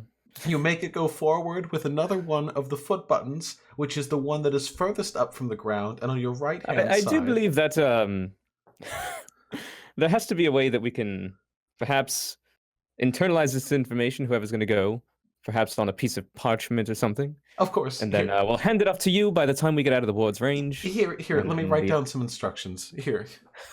She coalesces, though it takes her noticeably longer to produce, a small piece of parchment and an inkwell pen that has already been dipped in ink. And she tries to hold it and write it on her hand, but parchment plus ink plus hand doesn't go that well. So she says, can I use one of your backs, Xanderhall? My what? Your back, your large muscular back. Can I use it, please? I may. I bend over and I let her write on my. Yeah, she puts the parchment on your back and starts to, in beautiful handwriting, mind you, beautiful, tiny, but very, very legible cursive, starts to write out instructions in common for beginning, for essentially how to start a car, before blowing on it to, dry out the ink, and handing it over to you, Exilia. This test seems about as lax as NA driver's qualifications, so we should be fine. Hey, I'm a good driver. Oh yeah, I would also like to point out that as she is writing that, the mere fact that a woman is touching Xanderhall Immediately explodes in his pants. Well, he is sweating. That's all I'm gonna He's say. quivering. Sweating. He's quivering as she's writing. She's just trying to keep the handwriting steady while he's emptying his prostate directly into the leather No, codpiece. He hasn't coomed just yet. Not just yet. On the cusp. On the cusp, though. He's getting edged. Anyway, after she's handed it off to Exilia, she looks to the four of you and says, "All right, good to go then?" Aye. Is there that any the advantageous position plan? that we could be in just in case Exilia gets in a little bit of trouble? I don't want to leave her out to dry. Such as what? I was just curious if anybody had any ideas. You seem to be more familiar with the area than we are, so. Only marginally. I only came across this island after they set up camp, after all.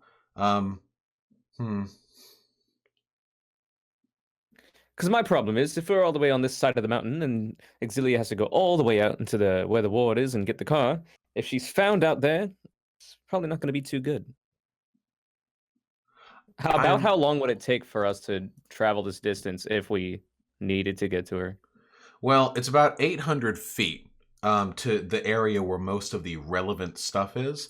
So 800 feet would probably take you in the ballpark of maybe 2 minutes to travel if you're moving quickly, or up to 5 minutes if you're trying to remain stealthy. That's not too bad.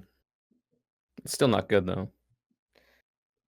I would love to help, but oh Jesus, oh gods, I almost forgot. She snaps her fingers and removes the breathing spell from the rest of you. Not only can I not go close, my magic can't either, or the alarms will sell. Okay, right. How do I ping the map, by the way? Just hold click on it. Well, actually, I guess I could just draw, huh? Sweet. So, like, we're right here, right? No, you are. Yeah, you're right here. Yes. Okay. Is there anywhere on this side of the mountain that we can still not be in sight range? So maybe some of us could be a little bit closer to Exilia before she makes the trip. Not moving east, no. But if you moved this way along the mountain, the smaller hills, see, along this side, that would potentially give you cover moving up to that area. Because my idea would be that so Ada has to stay here. Hen would likely stay around here. I'm not too sure. If anybody's going to be out there, the fastest ones are me and Xander, and I can fly though, not as quickly, I guess. And I have the So I best could- stealth. Yeah, so Xander could be closest if as close as possible, and I could be in the midway point, and Hen would be in the back with Ada to assist should anything go awry. Yeah, that also provides you cover from line of sight from the camp for a little while longer. So Yeah, if I'm in anybody's- heavy everybody's cool with armor. that, I yeah. have a disadvantage to stealth. Yeah. So. All right. So we could try that plan if I'll convey that in Kazooie speak. Crikey, cheerio. Yeah, All right. So is that cheerio, cool with mate. everybody? I think we should go this way, huh? Are you like? Do you have like the tracer accent and everything? No. Well, I mean, I have this the is accent. I've been deeply offensive. struggling I to want it speak in. known. No, you The sound like bongers Tracer. everywhere are pissed. It's fine. So is everybody cool with that kind of plan? Xander will be closest to where Exilia would be. I'll be in the midway point, and then Hen and Ada, you guys will stay back here to support, just in case anything seems to go awry. I suppose I'm down. Because then at that point, if we get the car, Exilia will make that trip over. Xander can jump in the car at that point if possible. And then if I need to, I can fly out or whatever if we're spotted. I assume once the car starts moving, people will become suspicious. So we'll have to be quick. Hun. Mm-hmm. Ian, for the people who are around the totem, would the creatures here be considered elementals or undead? Like, what are they? Well, the creatures that are over there are from the town of Mordhill, which means they would technically be undead because these are those who have been consumed by the plague and now live in the conductor's service. Okay, then before Exilia goes, I would like to cast protection from good and evil on her. Good plan. All right, so Xander, if you and me want to make our stealth moves out, All right, should I roll for it? that's Roll up to for, Vosh, really. I want to see if I might be a tripping mess on my way over there. So let's see. So who is Also- doing who? Just to be perfectly clear, who is doing what? Explain the plan. Kazooie, what are you up to? I would think that Xander and I would move out at the same time. If I'll make Xander's option this one right here, and then I would come to right here. Gotcha. So we would move around the same time, and he would move out further. I would stop short. Hen, what about yourself? Aren't I waiting here? I have pretty heavy armor, Okay. so I worry about. I don't think I can move as quickly. All right, Exilia. I'm gonna turn into probably like a little chipmunk and scurry my way over there AYA. to the ward to go fuck with it a little. Will you be taking the same route as Kazooie and Xanderhall, or will you be beaming directly for it, trying to stay close to the mountainside? I'm gonna just direct just as fast as possible. Okay, then let's Book go for it. I gotta go further.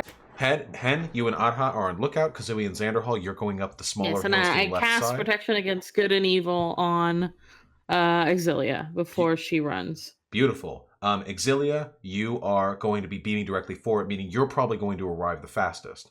So let's resolve this minute by minute. Minute 1 passes. Xanderhall, Kazooie, go! Exilia, you're chipmunking. You're going. All right. The plan is in action. Okay. I'm gonna roll. Where's my fucking god dice?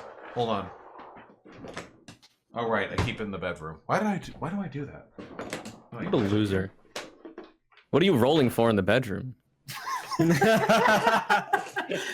Listen, it's just my little lucky 20s, okay? Roll for dick size, like chat was saying. We'll just GM. Imagine if that was a thing where, like, every time before you had sex, you had to roll dice to determine what your dick size would be for that instance of having sex. That's hot. All right. Nothing of note occurs for the first 2 minutes that you're making your way up. You fucking move on up. Xanderhall and Kazooie, you're up to around here right now. And you, Exilia, because you can fucking beeline it, you are now up to around this point. Exilia, you have made it about 2/3 of the way to the encampment. Nothing looks any different from your perspective now. You still see the two Mordhill villagers who are milling around by the cars. You also have a closer look, not just at the depot, but at the separate facility, the one right over here, which is about 150 feet away from the rest of the cars. It looks like it's made out of scrap metal and wood. It looks pretty ramshackle, to say the very least. And also, the track directly connects into it, meaning it might be some kind of, and you wouldn't know the word for this, but let's just keep it simple, garage. Chapped lips. All right, I'm going to go again. Next minute. What are we doing? Okay. Things are staying fine. At this point, Kazooie, you've reached where you seem as though you're going to be staying for a time. As you've reached the second mountain range that you plan on staying at. Is that correct? I'm just going to do a perception check to make sure my surroundings are okay. Good idea. Nothing weird going on. Kazooie, you and Xanderhall arrive at this second hill on your way up to the one closest to the depot. You do a perception check, and you actually do see that things are different. Now that you are looking from the angle you're currently at, you actually see there is a third Mordhill villager who was previously obscured by one of the cars. The cars are up on elevated patches of ground that have like ditches under them, which, again, using your knowledge of cars, are to allow repairs to be done on the underside of the car chassis. But it allowed to one of the Mordhill villagers being obscured. You see now this third one. The third one also just seems to be milling around. They don't seem to be doing anything like super extra special or anything like particularly noticeable. How close in proximity are they to each other, roughly? The third like one... if we were to engage them right now, hypothetically, would they be able to join up together? The two that you originally saw are within 10 feet of each other. They're very close. The third one is about 50 feet away on the far side of the farthest car. Each of which are about 20 feet apart. They're just doing their own That's thing. more north, I would assume? It is more to the, the one that you now see is more to the north. Correct. Okay. So the new one is over here, whereas the two that were previously seen were over here. More or less. I certainly would hope that Xander would also make some sort of roll to figure shit out, since he has a better vantage point. But at this moment, I can't convey this information to anybody at this point. Actually, at this moment, you and Xander are together, because Xander hasn't yet moved past to the third hill. I'll very silently whisper with my 20 stealth roll to Xander the information I've gained. Mm-hmm. Gotcha. But Exilia is still in the dark then, because she's far away, right? Exilia is still in the dark. And as we move into the next minute, Exilia, you are now going to be arriving. Damn. Exilia, my favorite chipmunk, you are now moving away from the mountainside. You are now adjacent to the depot. You are next to the cars. Nobody seems to have noticed you at this point. You're about 100 feet away from the two Mordhill villagers and about 70 feet away from the totem. What do you do? Can I hear anything from the villagers? Do they speak at all? They are not speaking at this moment.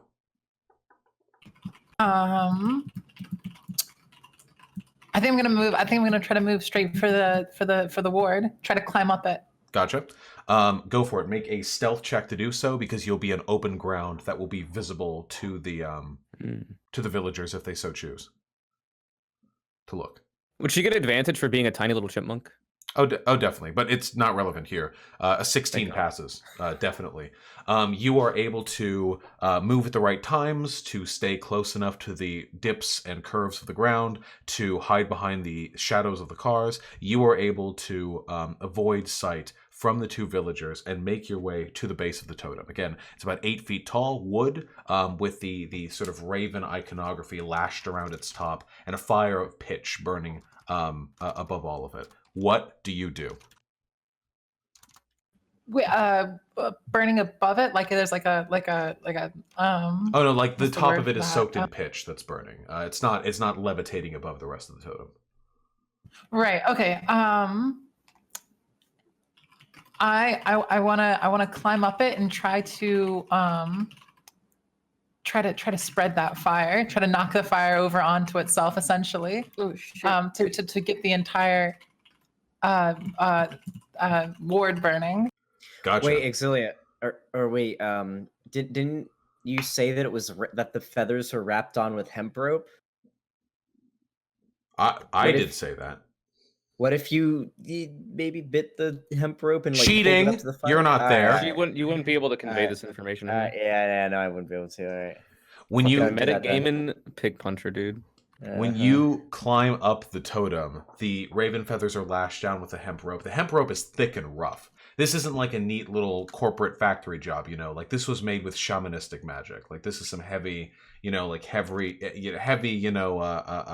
best as you do type of shit. The fire is burning from a pitch-soaked orb of wood that is carved out from the top of the totem. It's about the size of a doorknob, more or less, though the fire it produces is a violet hue. And the raven feathers are thickly lashed around it. The feathers are quite a bit larger than the feathers any actual raven would have on its body. So they're quite, perhaps maybe 16 inches long. What do you do?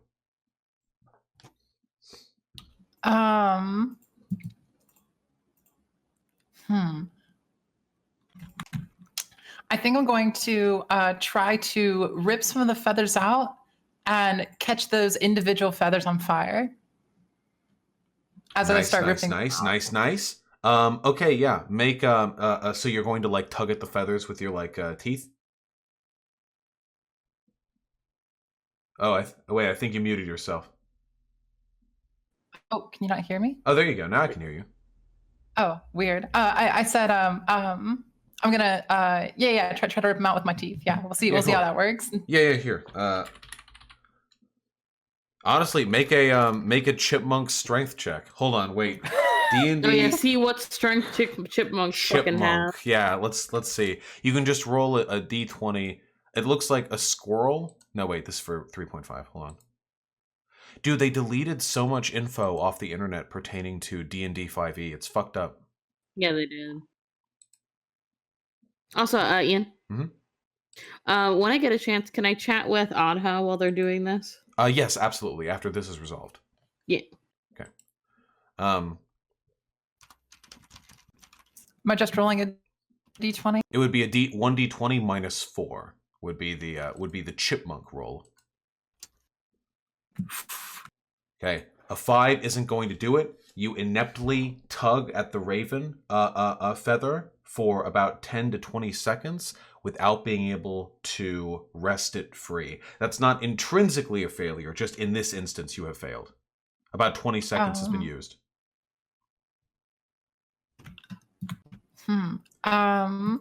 As you contemplate your options, one of the Mordhill villagers begins to lackadaisically walk more towards your direction. Okay, so what we're gonna do instead is I'm gonna turn back into not chipmunk anymore. Exilia. Oh. Can turn back into my tiefling form while I'm on top of the ward. Uh-oh. That is going to be quite the shock. Okay. Before you do that, because that's a game changer right there. Let's resolve Hen's conversation. Hen, go for it.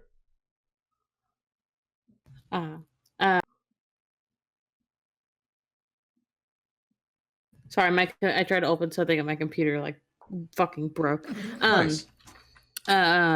Okay, so I will turn to Adha. I guess we're just watching, right? Probably both just like nervously watching. Mhm. And I will ask, so earlier you asked about my mask, and I can only assume you did so because you already know, or you were just curious yourself. Oh, well, of course I know. It's just been a while since I've seen a true Yuan-ti. I was just curious. I didn't mean to bother you. No, it is. I guess I have simply never run across anyone who has seen someone like me, other than those at my temple when I was younger. Um, I can show you. I just did not want to alarm my compatriots. Oh, I'm sure they wouldn't mind that much, you know. I just kind of shrug. Well, Better Are- safe than sorry. Is Hen getting a lesbian story arc? Yeah, Potentially. this bit, my wife in the astral plane. well, go for Hey, it. we're getting some representation. Anyway, so yeah, that's what I say. I don't know if she responds, but She gives you a knowing and appreciative look to see if you'll move forward.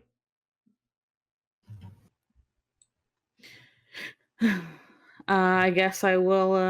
I'll do. I assume they're all busy. Nobody else is watching. They are all definitely busy. All right, then I will begin taking off my mask and pulling back the like, because she wears like swaddled clothes, like the swaddling. As you're taking off your snaky clothes, she says, "It's Yuan-ti were a lot more common back in my day. My people are gone. Like completely. Um, Yes. Wait. What were your people? hmm? Oh, we called ourselves the Lunar Elves, but we've been gone for a really long time. Hmm. Not the Yuan-ti, Would I have though. ever heard of the lunar elves? No, absolutely not. Okay, that's what I figured. Anyway, after you've removed your snaky clothes, she looks at your snaky face, which is very snaky, and she says, "God, oh, you people are so beautiful. I'm sorry, not you people, but you know what I mean. Just, it's a shame there were so few of you left." Uh, Thank you. I guess it is a shame that there are so few of your people left as well, or maybe none. Absolutely none. No, no, I ask every time. Well, I stopped asking a few thousand years ago, but I asked every time. They must be very well hidden indeed to have evaded the experiences and adventures of all the mortals I've spoken to over the centuries. Would you like to describe Hen's head, or I guess should I? No, you go for it. Um, well, what has I guess been revealed to Adha is what is usually under Hen's cloaks and scars, which is just a massive like ball python snake head, like the big neck, which isn't um for those who I guess are unfamiliar with Snake. Yuan-ti.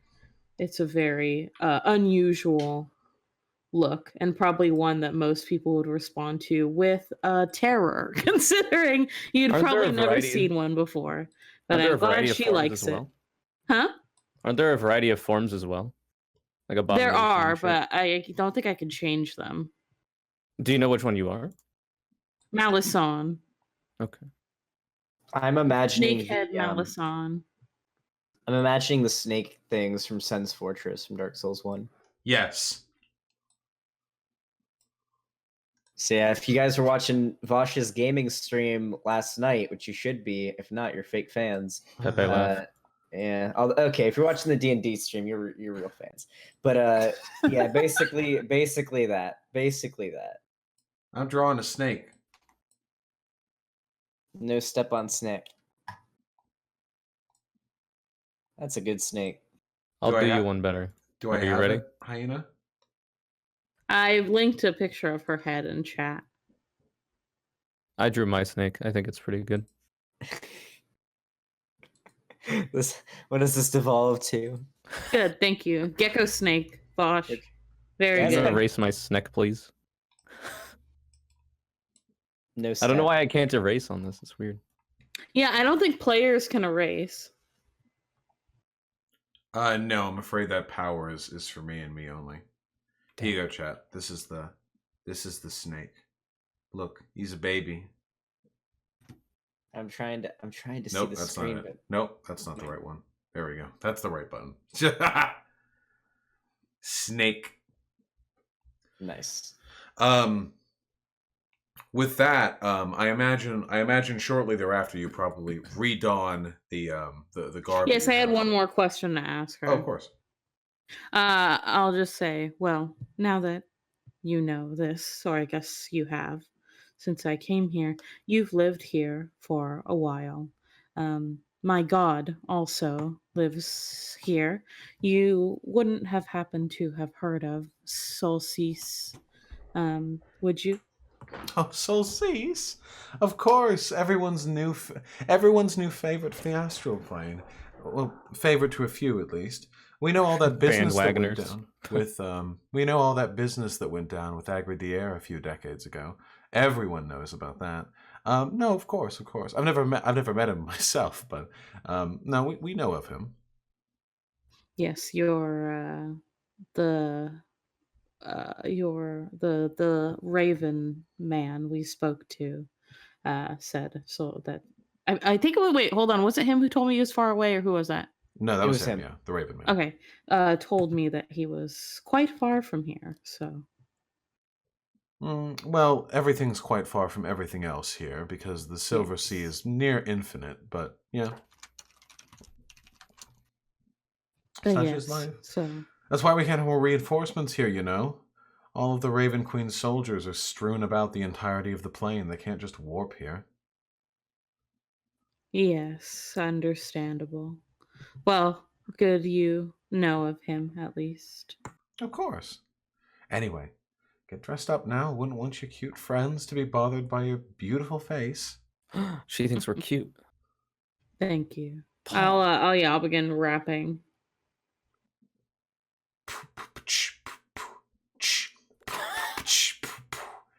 Take it away, Hyena.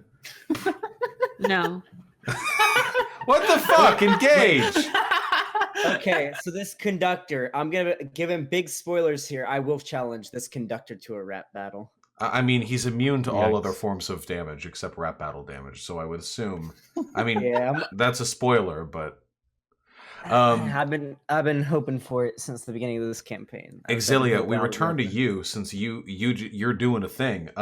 I imagine that you're on there as a chipmunk, and when you turn back into Exilia, back into a tiefling, your like legs are wrapped around the totem, and you're just like on its upper third or something. Like, give me a mental picture. You know? Well, it depends on the what it looks like. If there's any like diameter. ledge that I could sit on or anything like that, then I think that would be probably better than just having my legs wrapped around. But if that's all I can do, then Yeah, there's no Hell yeah. outcropping to sit on.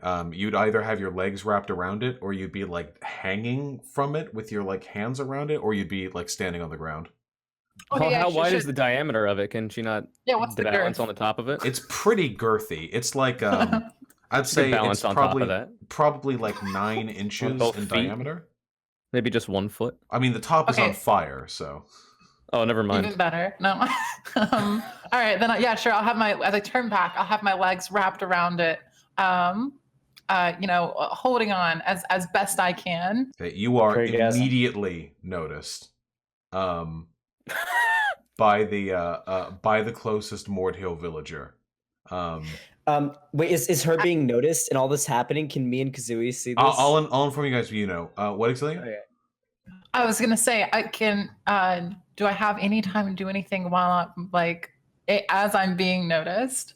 You would definitely have time then. If you were looking to avoid being noticed, you would have to move somewhere else as a chipmunk before turning back, though, because they Oh were no, looking in no, that I don't direction. mind being noticed here for a moment. Okay, then yeah, then you are noticed, but they are not immediately reacting. The Mordhill villager, she's a woman, maybe 5'9", older woman, white hair pulled back into a short braid that goes down no further than her collarbone.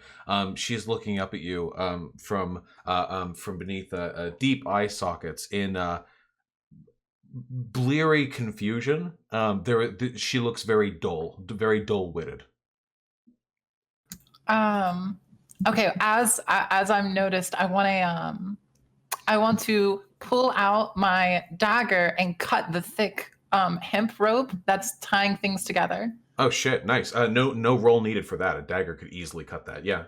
You cut the through the thick hemp. Probably just one of the cords, but it's all wrapped around in a spiral, so one cut is all you need. And it begins to tumble down heavily, and the raven feathers begin to spiral, like fold outward, like a feather opening, as they're all like pulled apart from the center, Like a banana peel. like a banana peel.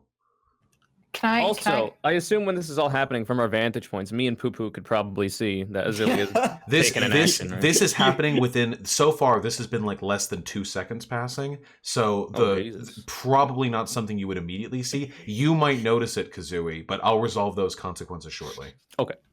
Can I after cutting the hemp rope, can I grab it and make my way down with it as it falls? Yes. Yeah. All right, so I suppose I'm on the ground now. Yeah, the feathers are fluttering down in the way that feathers do. The fire continues to burn at the top, but the hemp rope is now on the ground. It is now literally just like a tiki torch, basically, like a big totem torch, with no other iconography attached to it, except for the light spatterings of white paint that were used to sort of embolt, like runically mark the sides of the wood. But even those now have been like marred and by the absence of the hemp rope and feathers. Could I cast one spell as I hit the ground? Yeah. The person who is seeing you is about 15 feet away, and they are not immediately reacting to you as a threat. Okay. Well, then, as I hit the ground, I want to cast Shillelagh on my staff.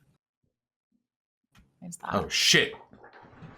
The wood of a club or quarterstaff you are holding is imbued with nature's power. For the duration, you can use your spellcasting ability instead of strength to the attack damage rolls of melee attacks using that weapon, and the weapon's damage die becomes a D8. The weapon also becomes magical if it isn't already. Go for it, comrade. Bonus action.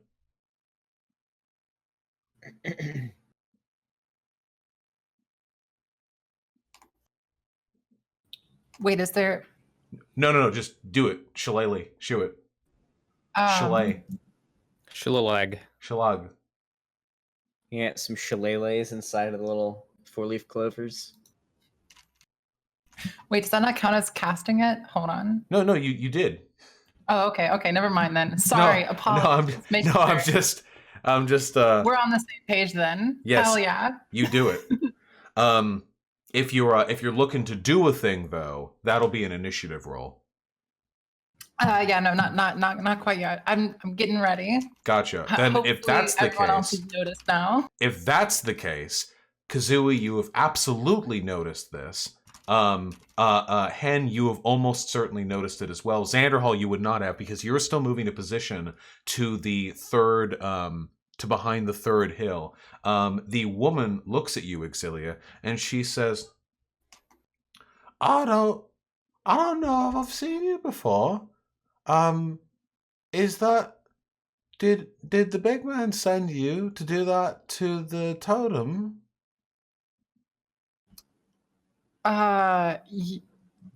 Yes, absolutely. Of course they did. Oh, that's rather a shame. She begins to walk towards you, but in a non-threatening way. Do you react defensively, or do you allow her to approach? I want to allow her to approach a little bit and say, doesn't it look nicer this way? No. I liked it the way with the feathers. But this is avant-garde. I don't find this very avant-garde at all. That was out of character, Mr. No, I Bosch. know. Relax. All right. What's your name? I'm not sure. What's your name? Me? Yeah. She puts a hand to her face and she appears to get lost deep in thought, almost for a worrying length of time. In fact, she just sort of contemplates before saying, maybe after 4 or 5 seconds, I don't really remember actually what my name is. Do you hear that? The drums or something else? The drums. Yeah, I think I hear it. What's it sound like to you? She looks at you. She looks in your eyes, and she begins to slowly and almost experimentally wiggle her body to a beat you can't hear. What do you do? I'm gonna try to wiggle my body in a similar fashion. You can make a roll either with performance or deception, whichever you would prefer. Kazui's kind of entertained by this mating ritual. Xanderhall is looking like, what the fuck am I looking at right now? What is happening? In fact, Kazui would kind of mimic the movements as well. That's a bird thing to do.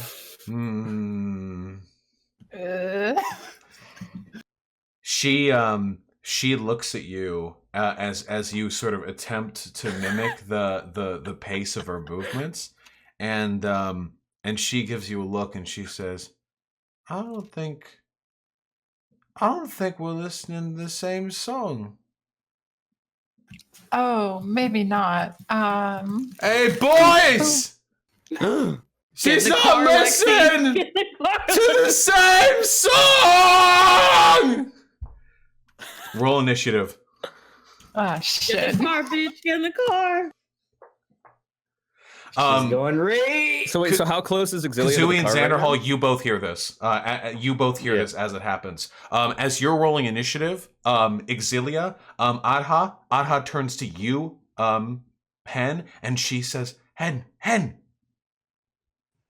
Yes. It's getting lit. Yes. something's wrong. I still can't Exilia's get a terrible closer. dancer. Yes, I don't mind moving closer. What is? Do I not see what's going on? No, you can see what's going on. She turns to you and Oh. she says, I can't get any closer. Is there a way for me to move forward, in some relative cover? No, not really. Not unless you want to take the slow route that Xanderhall and Kazui took. I can start doing that. Yeah, if you would like to. But There's stealth is another already hill kind right of above the broken. main purple one that you could probably get to What do reasonably. you say, Vosh? Stealth is already kind of broken at this point. Yes. So yeah, What would you like to do? I would like to try to run forward to the nearest, wherever I can hide. Okay, so you're moving along the Kazui Xanderhall route. Gotcha. Yes. Okay, Xanderhall and Kazui, you're both quite aware of what just happened from the noise that you just heard. They aren't aware of us, though. Yeah, Exilia, you rolled initiative. 1 second. So wait, is Exilia in a position to be able to get in the car now? Can we reasonably... Exilia is Ascertain 30 that? feet away from the closest car. The totems were about 30 feet away from the farthest car in the car depot.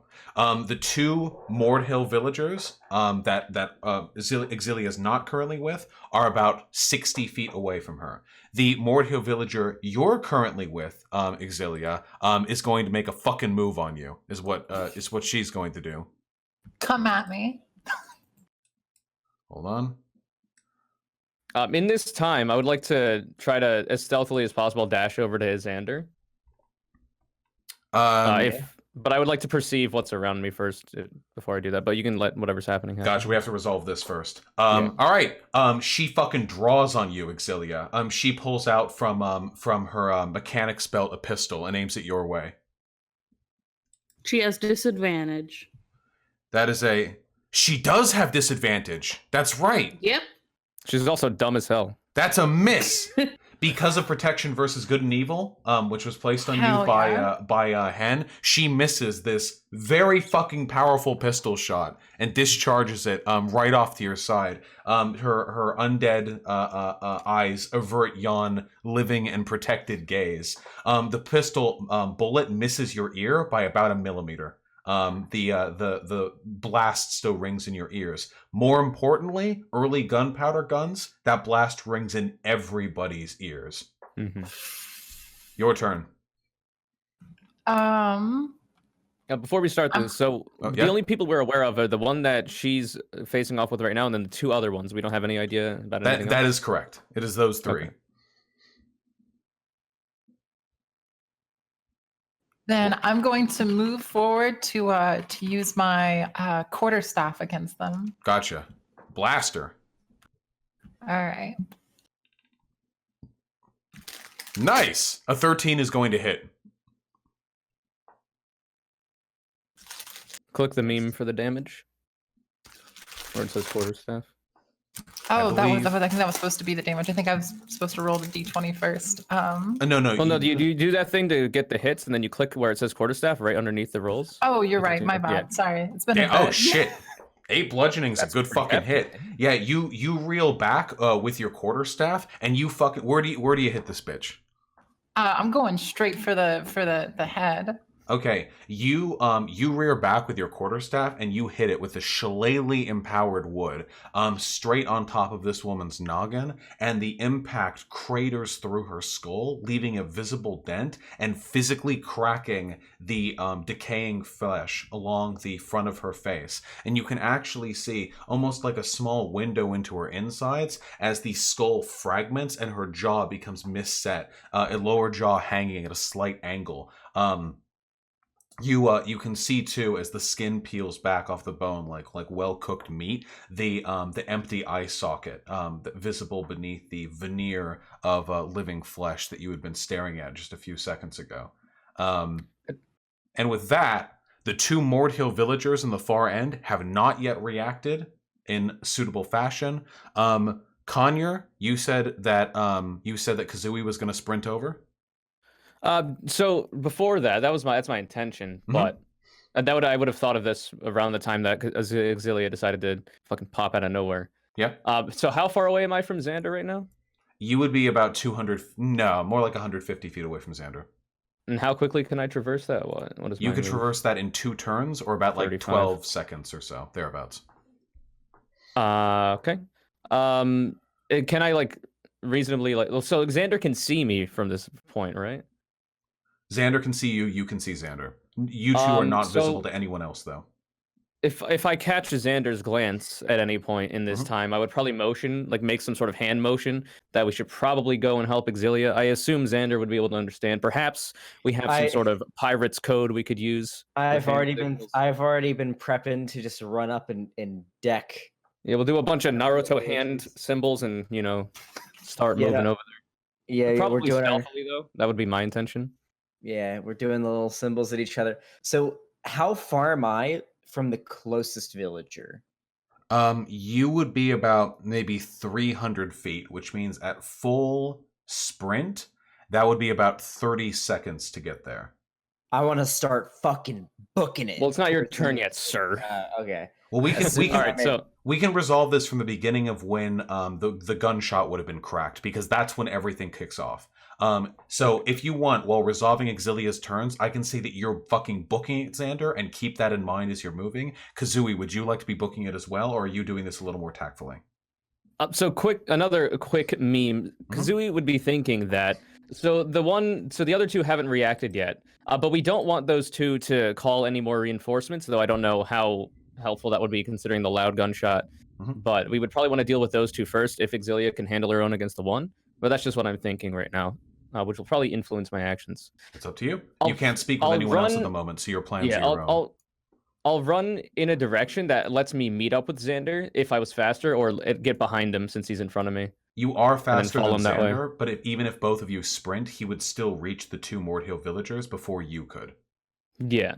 So I'll try to very stealthily dash over as well. to Xander or to the 2 Mordhill villagers? Probably trying to get like a diagonal of both, if that's possible. Gotcha. So like I wouldn't like beeline it to one of the guards, but I wouldn't beeline it to Xander either. I'd be in the middle. I would also Just in like to case I could start go either running, way. by the way. Gotcha. Are you Well, running yeah, that'll be to my- the villagers or running along the cover? Along the cover, but I wanna begin moving faster. Gotcha. Okay, with that, Exilia, your turn has come to a conclusion. The human villager is now going to take another shot at you, with said pistol, which can carry 2 shots before it needs to be reloaded. A reload, of course, takes like a minute. So in close quarters combat, you have your shots and then you're done with that gun. You know, unless you're in formation. But again, a 15-4. Trash. The disadvantage incurred by the saliently placed protection from good and evil saves you yet again from the fucking devastating hand cannon that is aimed at your face. The second pistol shot whizzes right above your shoulder, actually fraying your clothing slightly, but leaving you completely unharmed. With that, it's your turn.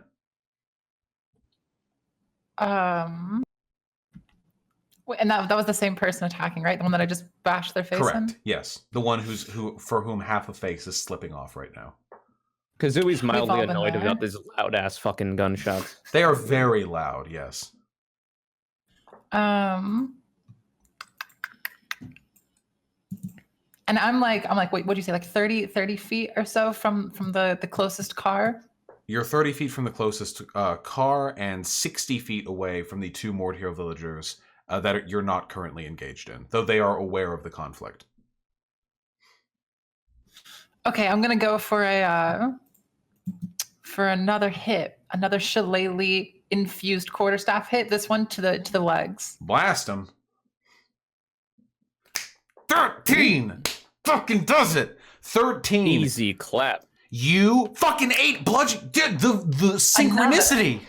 You fucking the beautiful the symmetry of the universe. Truly God's They're design. fluid movements. You rear down with your fucking quarterstaff and sweep out the legs. You smack the back of the knee so hard that the kneecap breaks. The old woman falls back with her legs flying in the air and hits the back of her head against a rock outcropping and is killed on impact.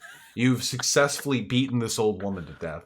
Her pistol, empty now, clatters to the ground, and this time, immediately after she dies, the pistol, its metal, its machinations, it's a revolver style pistol, unfurls into a cacophony of appendages and intestines and sinew and flesh woven into the shape of a firearm.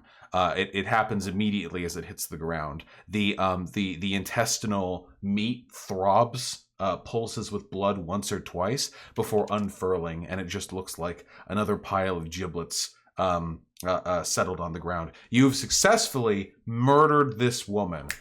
A choice needs to be made, Exilia. The 3 other party members are running towards you, all in their own fashions right now. 60 feet away from you, there are 2 Mordhill villagers. But between you and them are a line of cars. The closest one is 30 feet away. What do you do? I think I'm gonna go for that closest car. I think that's the best idea here. Okay. Are you walking towards or booking? The 2 Mordhill villagers, the one who know that you just killed their friend, are just staring at you at the moment. They're both Also likely armed with firearms. They're both armed. Yeah, but neither of them have their hands on their weapons. Ranged weapons. Yeah, let's go for it. Fuck it. Okay. We're GM. All right, hold on. Let me GM roll over here. Hold on. That's my God roll. You book it over to the fucking car that is 30 feet away. The 2 Mordhill villagers have not yet moved. But as you're moving over, you hear something from behind you. The garage, again, you wouldn't know the name, but let's call a spade a spade. The garage door pulls open. Heavy sheet metal probably manually lifted in front of the garage doors. And you hear sputtering from something within. And as the doors open, something emerges. You see the front It's a mech. end of a... It's a fucking mech. It's an Ava It's unit. a Gundam. Fucking Ava. You see a vehicle begin to pull out of it.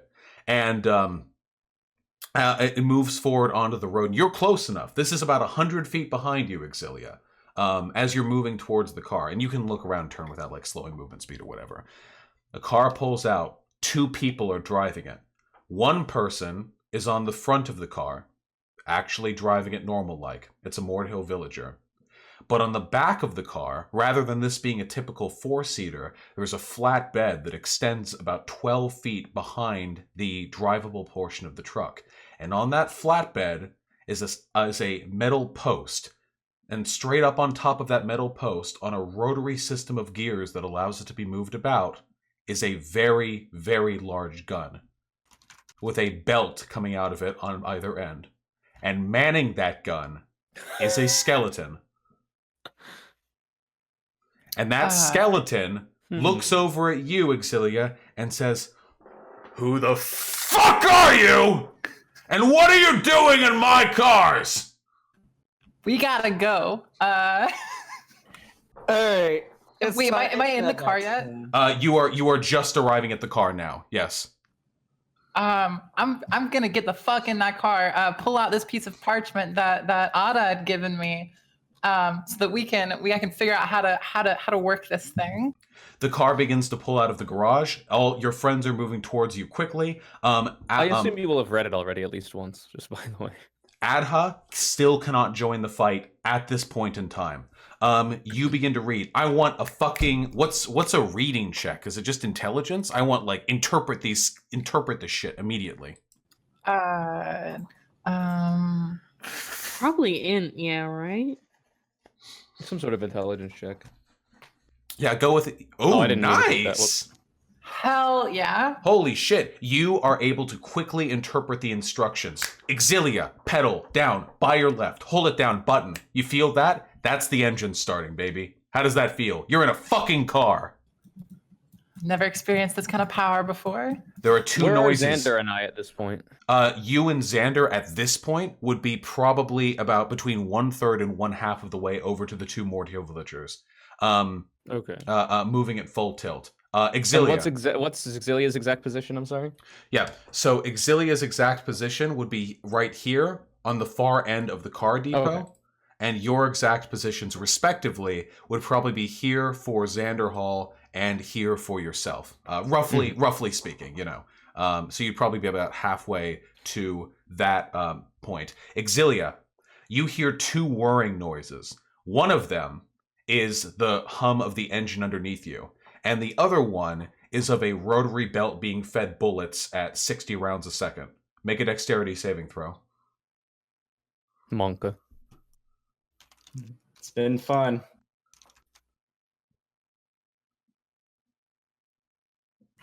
I don't remember how to do saving throws. Fuck.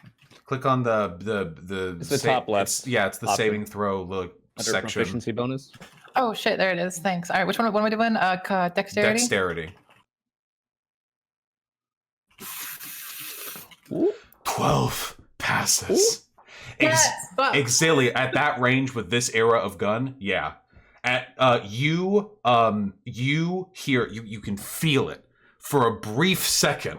The whir of a internal barrel revving. Not that you know the technical parts, but you feel death coming for you as this car that is pulled out, the one that's being manned by a skeleton, pulls out from the garage and begins to whir around the track like this, pulling out and circling around. You hear a whir and a brief mote of silence before a cacophony, a deafening roar of gunfire emanates from the barrel of the machine gun and absolutely shreds the front bumper of the car that you're currently in. Thankfully, Is it more of like a or is it like a kind of thing? Do we hear? It is a high rate Okay, very fast fire Yeah, rate. a Okay. burst of heavy fire and smoke emanating from the machine gun before the gun whirs down. And So the, these aren't likely very high caliber bullets then. for Like I super high ones anyway. I can give you the knowledge. They would be low caliber bullets from a belt fed machine gun that needs to have its barrels changed. Old style machine guns would run through their barrels like every fucking 8 seconds, and they would like quick swap them out the same way that you would swap out like a magazine for like a Mhm. proper gun. A cacophony of ammunition hails down upon you and shreds the front bumper of your vehicle. But Exilia, you duck in time. Dex 12. You duck in time beneath the armor-plated front of your vehicle and listen as glass shatters above you and the back of the seat that you were in, couched in leather, is perforated until it is nearly unrecognizable in its original state. Thankfully, you are not in a regular vehicle, my friend. You are in an armored car, and armored Hell cars yeah. can withstand machine gun fire. Your car is still functioning. You rolled, what was it, 18 intelligence? Are you getting back up? Are you still fucking doing it? Yeah, hell yeah, let's get out of here. I'm driving straight towards my friends. Okay, you've got your fucking pedal metal. You can move this vehicle. The vehicle is running. It is a stick shift. We're gonna have to work with that, okay? Because even for people who know how to drive, sometimes it's a little funky if you haven't done a stick shift before. Mhm. You pull out. So here is where you are currently. You are currently the actor in this situation. So zooming in on the specific area that we are dealing with. Right here. At this point right now, Pig Puncher and Kazooie, you are coming close now to the two Mordhill villagers and to the 2 other cars they are standing behind. At this point, Exilia, you are here and you are beginning to pull out. The car with the machine gun is about at the middle of the track. It's off-road right now and it's heading towards you. We are now going to roll actual initiative for everyone, separate from the previous combat. So, everyone just do it. I know that we're doing this sort of in an abstract. We don't have the character tokens down, but this is how we're going to be resolving turns. Oh, I forgot. We don't have tokens to select, by the way. Yeah. So it's just, this is an abstract. And we're getting some quality rolls. Yikes. Perhaps if we had tokens to click. Yeah, yes, that would elevate. Holy shit, Xanderhall. Dude, your rolls have been fucking buck wild today, man. And what can I say? I'm a lucky man. He's a yucky man. You heard it here. Yucky man. All right, let me roll for the 2 Mordhill villagers. Hold on.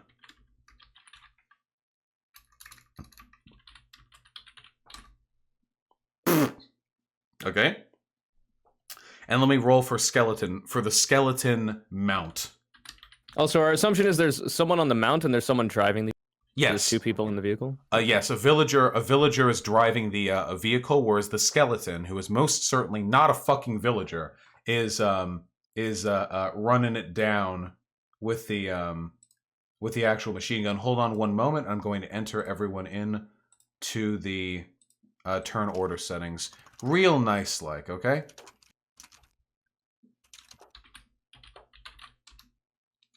Mm-hmm. So we definitely need to dispatch this fucking car, because if they track us back to the camp, that's not a good idea. I don't think. I assume most people would be aware of that general concept. Let's steal it. Well, the issue would be if they follow us back and they find the entire encampment and then they make some advance on it and the whole fucking thing is steal over. their car. Oh, okay.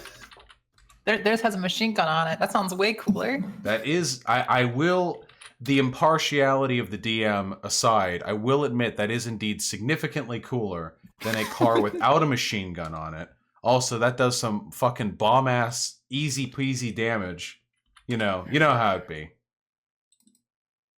Hold on.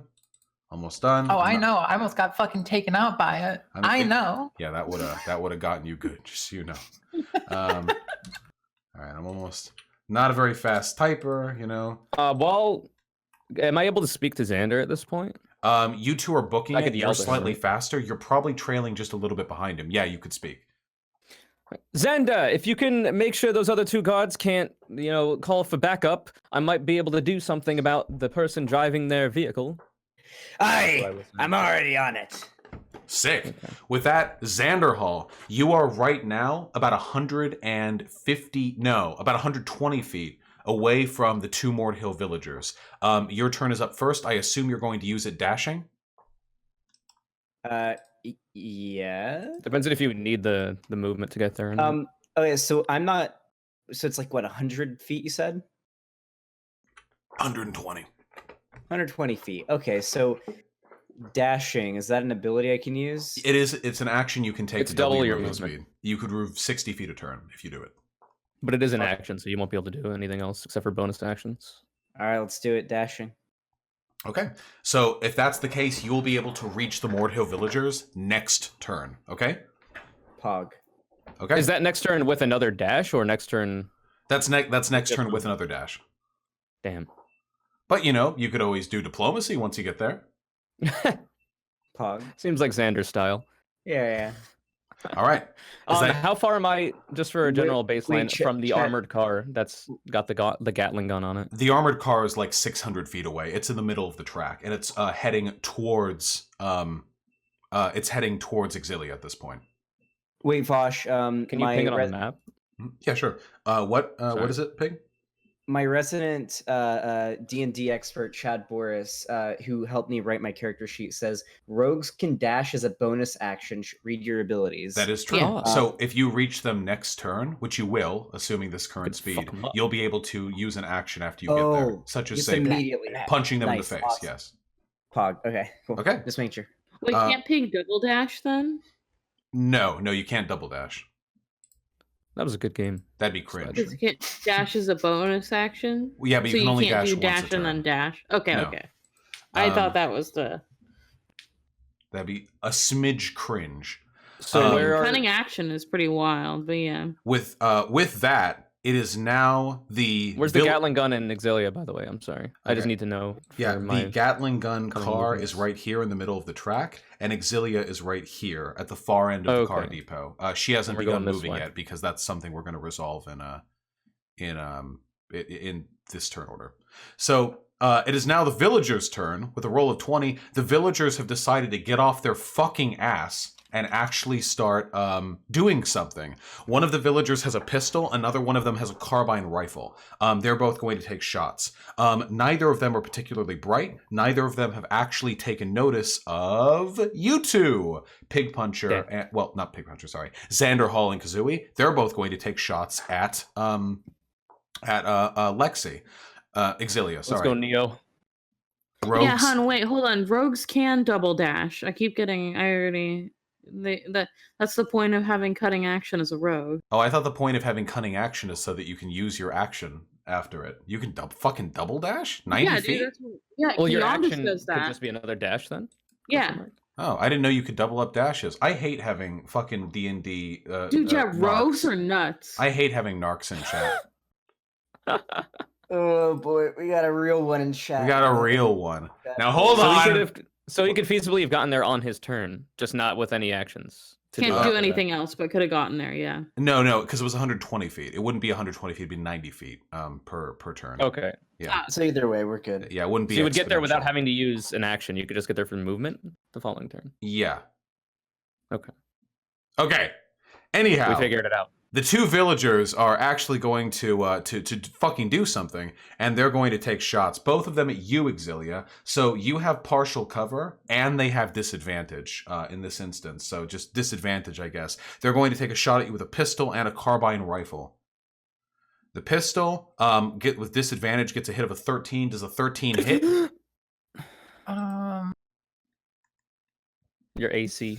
Yeah, armor sorry, I class. was opening it back up. Doesn't have It it open by does. default. Yeah, I have. Okay. Well, I have to keep closing it so I can look at the map. But And if yeah, you- if you my click armor your class is character 11. sheet, there's an Gotcha. icon that lets you keep it open on another tab. It's on the top left by your name. A 13 hits. The pistol shot goes off. You take 9 piercing damage through one of the Opens shoulders another window. as this bullet finally fucking connects with you. Likewise, the carbine rifle shot gets a 7. Carbine rifle misses you, which is good because it does quite a bit more damage. But the pistol hits you for 9 piercing damage. With that, it is now the skeleton's turn. The skeleton, Yikes. seeing that you ducked behind the armored car, and that's kind of its like kryptonite, is actually going to turn its gun towards you, Pig Puncher, and give you a fucking run for it. Pig Puncher, make a dexterity saving throw. This man's gonna backflip over him. I can tell. Bet your ass I Hell will. Holy shit! You fucking matrix dodge. The fucking skeleton loads up a new barrel onto this gun to replace the destroyed old one, and you hear the thunderous crack of bullets firing from 250 feet away. You fucking matrix dodge that shit. Shrapnel flying everywhere, sand billowing in the air, and you miraculously manage to avoid getting perforated by the hail of gunfire. It is He enters thankful. bullet time and jumps on each individual bullet and keeps moving. I It- pull it out is- my 2 short swords and I start slicing bullets in half. Cut it, That's yeah, probably dude, not the best idea. It's probably a horrible idea. Probably just break your weapons. It is a good thing that this is not the most accurate weapon in the world, and that you all are at quite a distance away. Thankfully, with that, Kazooie, it is now your turn. Go for it. Yo. So how far away am You're- I from the armored or the Gatling gun vehicle? Well, that would be about 500. Oh wait, the Gatling gun vehicle needs to make a move. The Gatling gun vehicle moves about 120 feet closer to Exilia, so that means that you would be about Probably keep 350 drawing feet. them. Probably be easier, just like a circle and a color or whatever. Yeah, here I'll do a little If you doodle. can. Because it's kind of important It is for me anyway. This is currently where the Gatling gun Deuterino is. Okay. Imagine using the same color every time, but all right. Hey, come on. What is your move? So I'm where again? By this You point? right now would be like right about here. And then how far is that from the car? Which car? The Gatling gun. About 250 feet away. God damn. Okay. Shit. It is a car. So they haven't noticed me yet. No, Pig Right. Puncher is much more visible than you are. Just from your Um, relative positions. You're hidden behind the depot. So the other 2 guards that Xander Hall is gonna fuck with are up here, right? No, you're all so Or- off. The other 2 guards are right here. I'm sorry, this No map worries. is a little bit vague. Excuse me. Listen, it's interpretive, okay? It's like an IQ test. You have to find form and pattern. The 2 guards are right here. Pig Puncher is quite close to them. Oh shit, so am I technically then. Mhm. Okay. Well. So the armored car is then coming this way. I'm sorry. I'm fucking Yes, it is currently coming Figuring it towards Exilia. towards all of us. Yeah, like down like- Technically. yeah. Okay. So if I'm at this hill here, at the end of that little hill, am I within distance of the 2 guards as well, or You're currently like right here, thereabouts. so You're then would I be able to get there with a movement and take an action to strike them or no? in one turn after this one, but not this turn. No, Okay. because you're a little behind Uh, Pig Puncher. Okay, so then for the terrain, is there anywhere I could reasonably get within 1 turn regular movement distance and still be hidden? In that Yeah, because trajectory? there's a hill right here that you could conceivably find cover with. Yeah, I Mhm. would say that if you took like cover there during this turn, that you could reasonably be pretty stealthy in preparation for the next turn. Because my intention for the next turn would be to get there with regular movement, so then I can use my action or bonus action to do damage against the villagers. I don't think you can get there in one turn plus a non-dash turn. No, I meant like if I was to dash to where I'm trying to get this time, and then do movement for the next one. I don't think, yeah, that would be 90 or like 100 feet away, but you're like 150 Okay. to 200 feet away. So you're telling me I would have to dash this turn and then dash the next one to be able to get there Yes. with 35 move speed? Yes. Okay. All right. Well, I guess I'll dash as far as I can and then remain as hidden as I can using terrain and various other things. Yeah, you can reach like the lip of this little hill outcropping this turn. Okay. Yeah. All right. We'll do Which that. I'll is get a as far as reasonably feasibly sneaky place to possible. be. Yeah. Okay. And I'll be hidden. All right. Hen, it is now your turn. If you've been moving alongside like the far side of the hill, that means you'd probably be around here by now.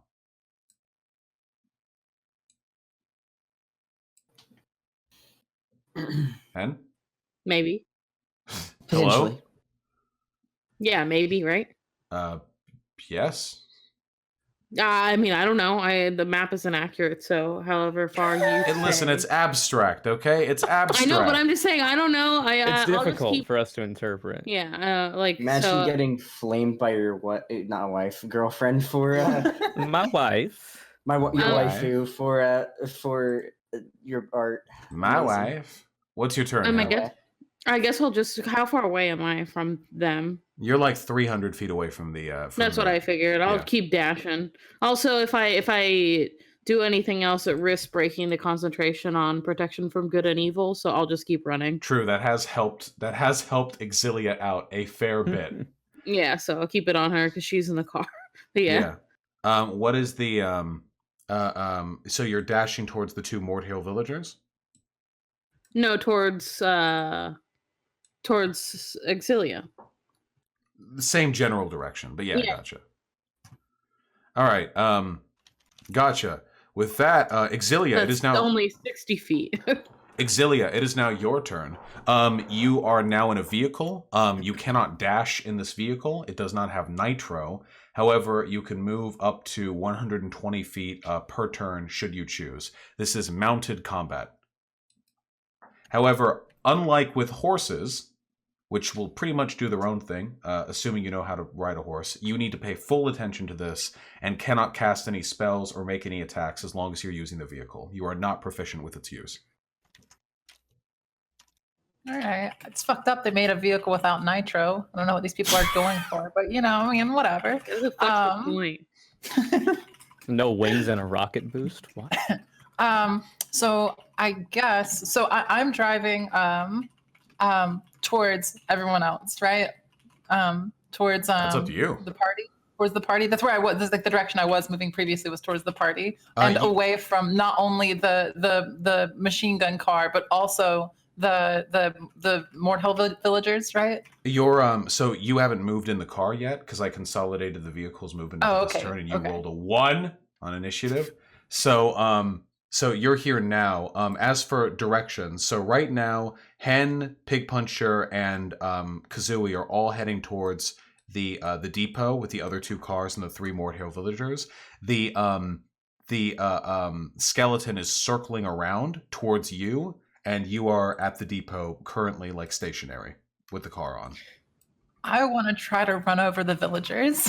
Oh Hell shit! If I can make it that far. GTA 5. You can Fucking really GTA. absolutely you can make that in your time. Also, I should say, Exilia, while you've gotten Be careful not to kill us, please. a bearing for the vehicle that you're currently in, there are firearms stashed in a compartment between the passenger seat and the driver's seat. Oh, okay.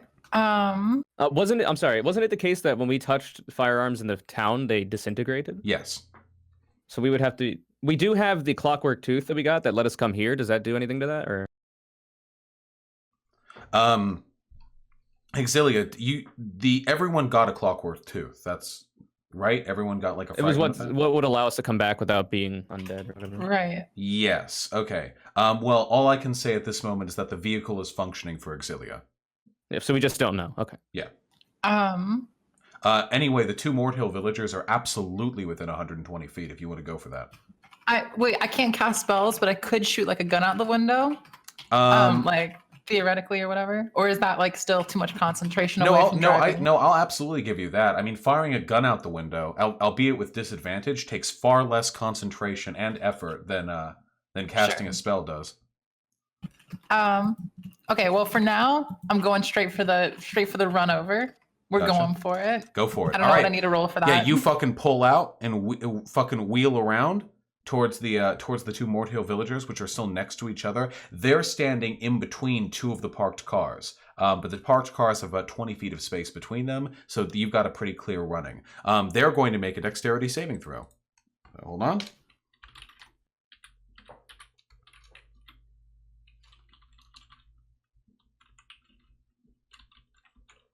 I'll just roll 2d20. Oh, shit. Those were both really good rolls. A 19 and a 17 plus 0 on both of them. They actually both managed to dive out of the way just in time. You fucking drive through them, and they both leap to your sides, left and right, to avoid getting hit.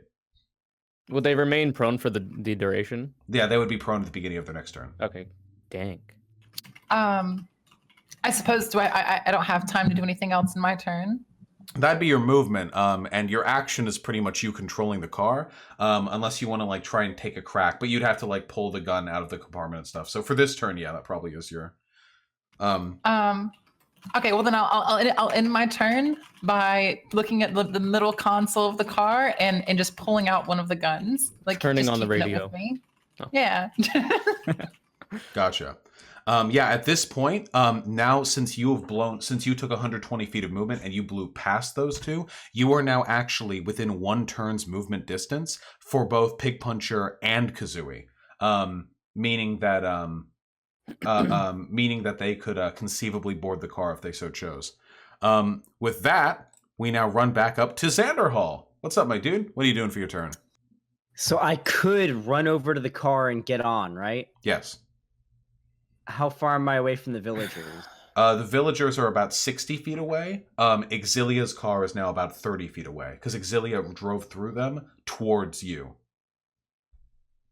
Now, I could run up and fucking decapitate these two villagers. Remember that we're going to be chased by the Gatling gun car if we don't do anything about it now. If we all get in the car. My dexterity is high enough that I think I could probably handle it. However, there can be no survivors in this situation. You know, we can't let them get away. They can alert other people. Yeah, I'm gonna run right up to the first villager and Hell yeah. attack. Okay. The villager is prone, which means that they have that you have advantage on attacks against them. Go for it. Not only that, but I also have my sneak attack, and I'm able to. Chad will be able to let me know in chat as well. But I think it's my first attack is a stealth attack, and my second is not. Right? That seems correct to me. If you got fucking sneak attack die on both attacks, that would be insane. Yeah. Let me know in chat. Chad should get that in like 2 seconds here. We Yes can or go. no? I am the DM. I say Okay. yes. All right. Monka. I'm pretty sure, yeah. All right. There we go. Holy shit, dude! You fucking one-shot them. Thank God. You fucking roll by over this Mordhill villager, and you just skate on by. You just on your Heelys. Xanderhall wears Heelys, by the way. This is a true fact. Light and up ones. you Heely on by, and you just swipe your swords down in like the little Snoop Dogg, like the dance move where he does the hand thing. And yeah, exactly. And you just whoop. You get him. You fucking just take that head. There is now but one Mordhill villager remaining. All right. Are you able to do that? Are you able to take both of them right now? Can I? No, you I used don't your know. attacks. Yeah, I used my attack. Okay. With that, it is now the villager's turn. Which villager survived? I didn't have them separated. The one with the carbine or the one with the pistol? All right, I'm going to roll 1d20. 1 through 10 is pistol. 11 through 20 is carbine. Okay, carbine, which means they're out of shots. The remaining Mordhill villager gets to their feet and drops the carbine to the ground, which is only 1 shot per load. And fuck it, my dude. I think they charge towards you, Pig Puncher, and they try to make an attack. They only have a dagger at their side, so that's a 15 to hit. How does that run? No way. I have 15 armor class. Oh my Then God. that will do it. This That'll guy do it? sucks. Yeah, attacker wins. A devastating 2 slashing damage. I'll take it. Yeah, Ever my been stung friend. by a bee, Xander? Yeah. You That's get basically- fucking Artemy poop clawed, you know? Yeah, I was an army people. I am down for Wait, wouldn't that have 34. poison damage though? True. That is true. True. Matching Yeah. AC is a hit. Yeah, when you match AC or attacker gets it's always attacker's preference.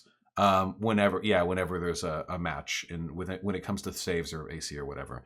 Yeah, you take 2 poop damage, I guess. Which again, these are undead, so maybe I don't know. Yeah, it could be poopy.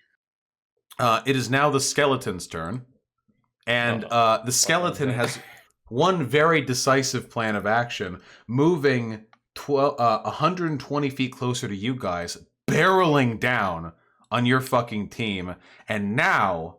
He's still unaware of my position. Correct. Should be. And now the skeleton is within the effective range of its weapon. The motor begins to wind. And with the arc it's capable of firing in, Exilia, Pig Puncher, and the Villager are all going to need to make a dex saving throw. Now, Exilia, you get advantage on this because you are behind partial cover. Holy shit! Easy. Zanderhall! Shit.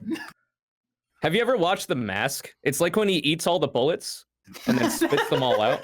It's kind of like that. And I might secretly be a god. I don't know.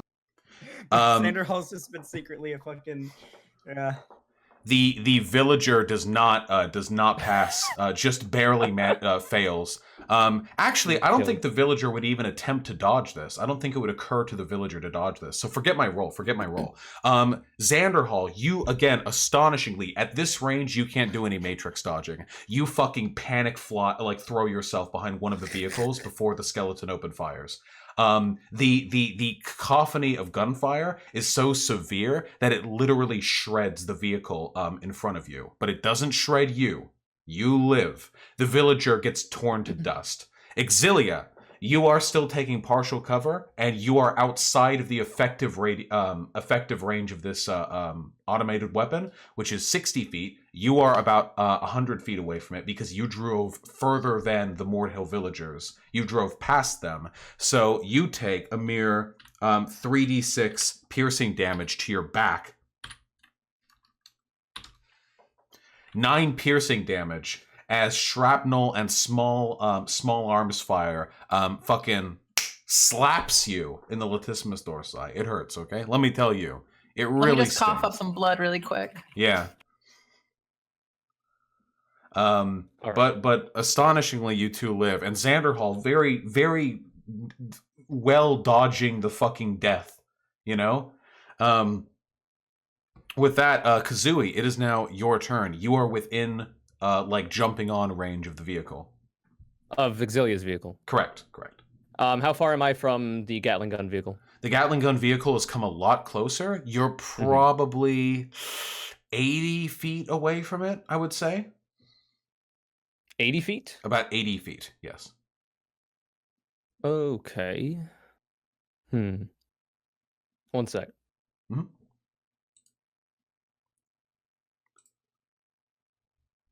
So what does it look like around there for cover? For cover, there's a around lot. where the Gatling gun is. Yeah, you're right near the depot, way. which means the 2 remaining cars, which are heavily armored, are really decent piece of cover. In terms of stealthy cover, the 2 Mordhill guards are dead, and the skeleton's attention is focused. You'd have to make a stealth roll, but you could conceivably get there without being noticed. Are there any buildings or any really hard cover? No hard that cover. car would have difficulty getting around? It's 40 feet of open ground before the depot. Okay. All right. So how close are those armored cars to the Gatling gun car then? The Gatling gun car is about 30 feet past the 2 armored cars. Okay. So if I was to dash, my move speed is 35, so I'd have 70, right? Of a dash. Would I be able to get into stealth cover of or behind the 2 armored cars? Yes, you would be able to get into stealth cover behind the 2 armored cars, lying in wait for the Gatling gun car. Okay, so I can use a key point and use dash as a bonus action. So I'm going to do that. Let me mark that in my shit. So I'll go down to 3 key points now. So I'll do that. I still have to make the stealth roll, right? Yes, you'll still have to make the stealth roll. I would have an advantage. You said his focus is not on me. No, I said advantage because his focus isn't on you. Yeah, that's a 25. Okay. That's pretty good. Clap. Okay, so now I do still have an action, but I can't really do a whole lot with it. 1 second. And I'm sorry, how fast can the armored car move? About if he was to just 120 run feet it like per he has turn. been? About 120 feet per turn. That's kind of shit. Okay. I mean, So- they're not modern hot rods. You know, they're heavily armored. Oh, I you meant know. for me, like that's much faster than I would be able to yes. Well, it catch is them. much faster than a person. That's- Yeah. So from here, can I make a perception roll to see in the general vicinity? I guess I'm being stealthy, so I'd have to be careful in doing this. Just to see if all of this noise has alerted anyone else, and maybe people have taken notice. The facility is like a mile away. I can say without a perception check that there is currently no evidence that they have like taken notice of this incident. But beyond Okay. that, there's almost nothing to take. The high fence obscures almost everything. Okay.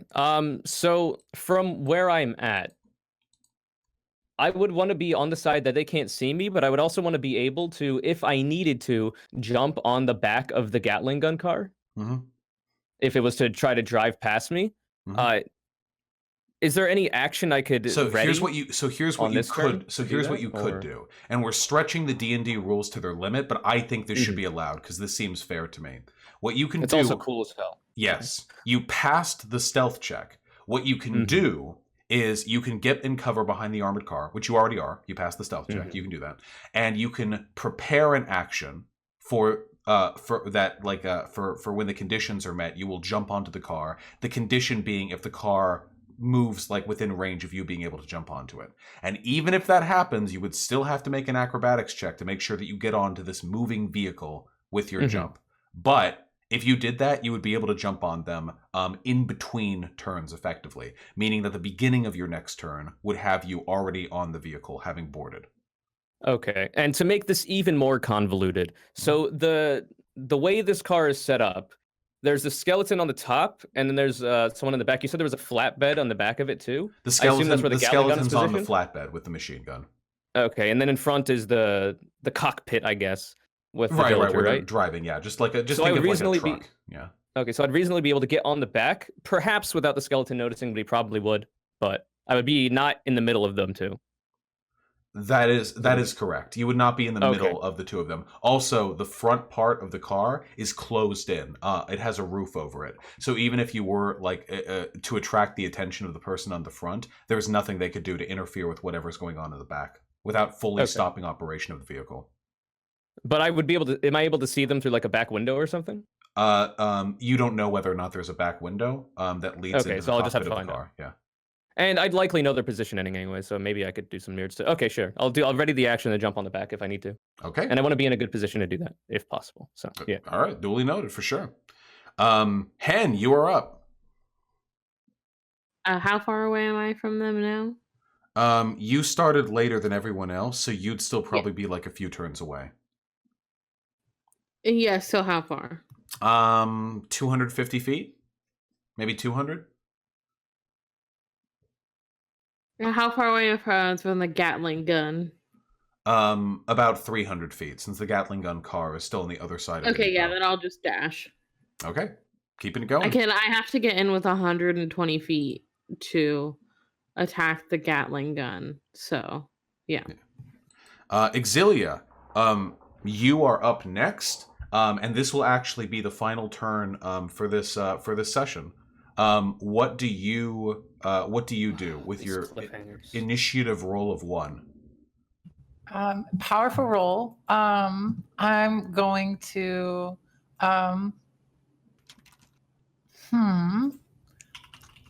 So all the villagers are done. The villagers are except very, for the very car. bad. Yeah. Right, except for the car with the skelly man on the back, right? Yes. I'm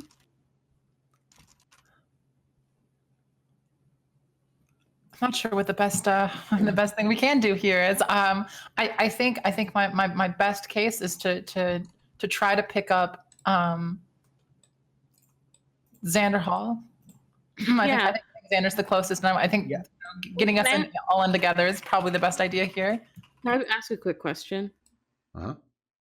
What is needed to stop the car? Like, Kazooie. is that an action? I have a plan. To stop a vehicle, just using regular like vehicle rules, like you can just stop it as part of your action, unless it's like. Well, I was run just away. curious about Exilia being able to like slow down, pick up Xander, like Oh, you mean that one? Like, would that be one turn or not? I right? would say that picking somebody up in this vehicle would probably I'd say I'm winging it here because I don't remember all of the vehicle rules for D&D, but I would say it probably cuts out half of your movement for that turn. The process of stopping to allow someone to come on, assuming they're coming on very quickly, like they're literally just jumping in as fast as they can. That would probably cut half your movement because you'd have to slow to allow them to do so. Unless you want to go full speed and they can jump in while you're driving, but that is much riskier. curious. Could I make it that far? Could I get Xander Hall? Oh, you're very close. You're very close to Xander. That's what I thought. And Kazui's sort of close, but was going to hop onto the other one. So you're doing your own thing. If you pick up Hall and try to head towards him. If you pick up Xander Hall, that'll be the end of your turn though, because Xander Hall has already used his turn. So effectively, that would be like after Xander Hall is done not dying to the hail of gunfire, he gets on the car. But it can only resolve after he's done that, meaning it would have to be at the end of your turn as well. All right, sure. Well, then I'm gonna try to head that way to pick Xander Hall up, but I guess it'll end there. Gotcha. Okay, this is fucking... So you barrel out with the car. You attempt to run over the Mortier villagers, narrowly avoiding and then not avoiding a hail of gunfire from the skeleton truck before zooming around and diving your car behind the desiccated remains of the other armored cars to pick up Xander Hall. Kazooie lies in wait behind the other armored car, waiting to jump on the fucking the skeleton wagon, and Hen is rushing Mr. Bones' in. wild ride, if you will. Yes, exactly. And Hen is rushing in as quickly as possible to save the day, though she has already indirectly saved Exilia's life. So there's also that. Desiccated cars, how does that work? Listen, words, okay? Bigly. Thank you guys so much. I'm sorry it's been so super duper long since we've last done Theater of Consumption stuff. It's been really hard for me to like find the time and energy to like do DMing prep stuff, especially since like there's a level of professionalism and preparation that is typically expected for a streamed campaign that isn't the case for like a friend campaign. But you know what I mean. It's nonetheless still very, very, very I'd say fun. you've done a good job. Thank Absolutely. you. This has been It's wonderful. very, very fun. I'm glad we brought this back. You've done amazing. We're having a good time. Especially, and I'm not just saying that because I'm rolling the best rolls. Yeah, Pig's not just saying that because he keeps rolling above 20 or Yeah, anything. it's been a good roll day. All right, wait. I want to talk to you guys really quick after the stream ends. Let me just read like the 2 donos I got, and then can I talk to you guys super quick? 2 minutes? Absolutely, yeah. Are we on? We're off stream for the talk or on? Doesn't matter. Off stream. I was, All right. And the So while you're stream's reading super donuts, I'm quick. gonna go All right. take a piss, but you can close us out. Go pee. Go Don't you have to close out this Pee. D&D sesh? go or- pee. No. Pee. Ask nicely. Piss. Ask nicely, Mr. Vosh. All right, please go pee. All right, hold on. I'm muting myself. I'm on. All right, Pepe laugh. And thus we conclude another beautiful session of Theater of Consumption. Something I enjoy very much, very, very much. Super much, one might even say.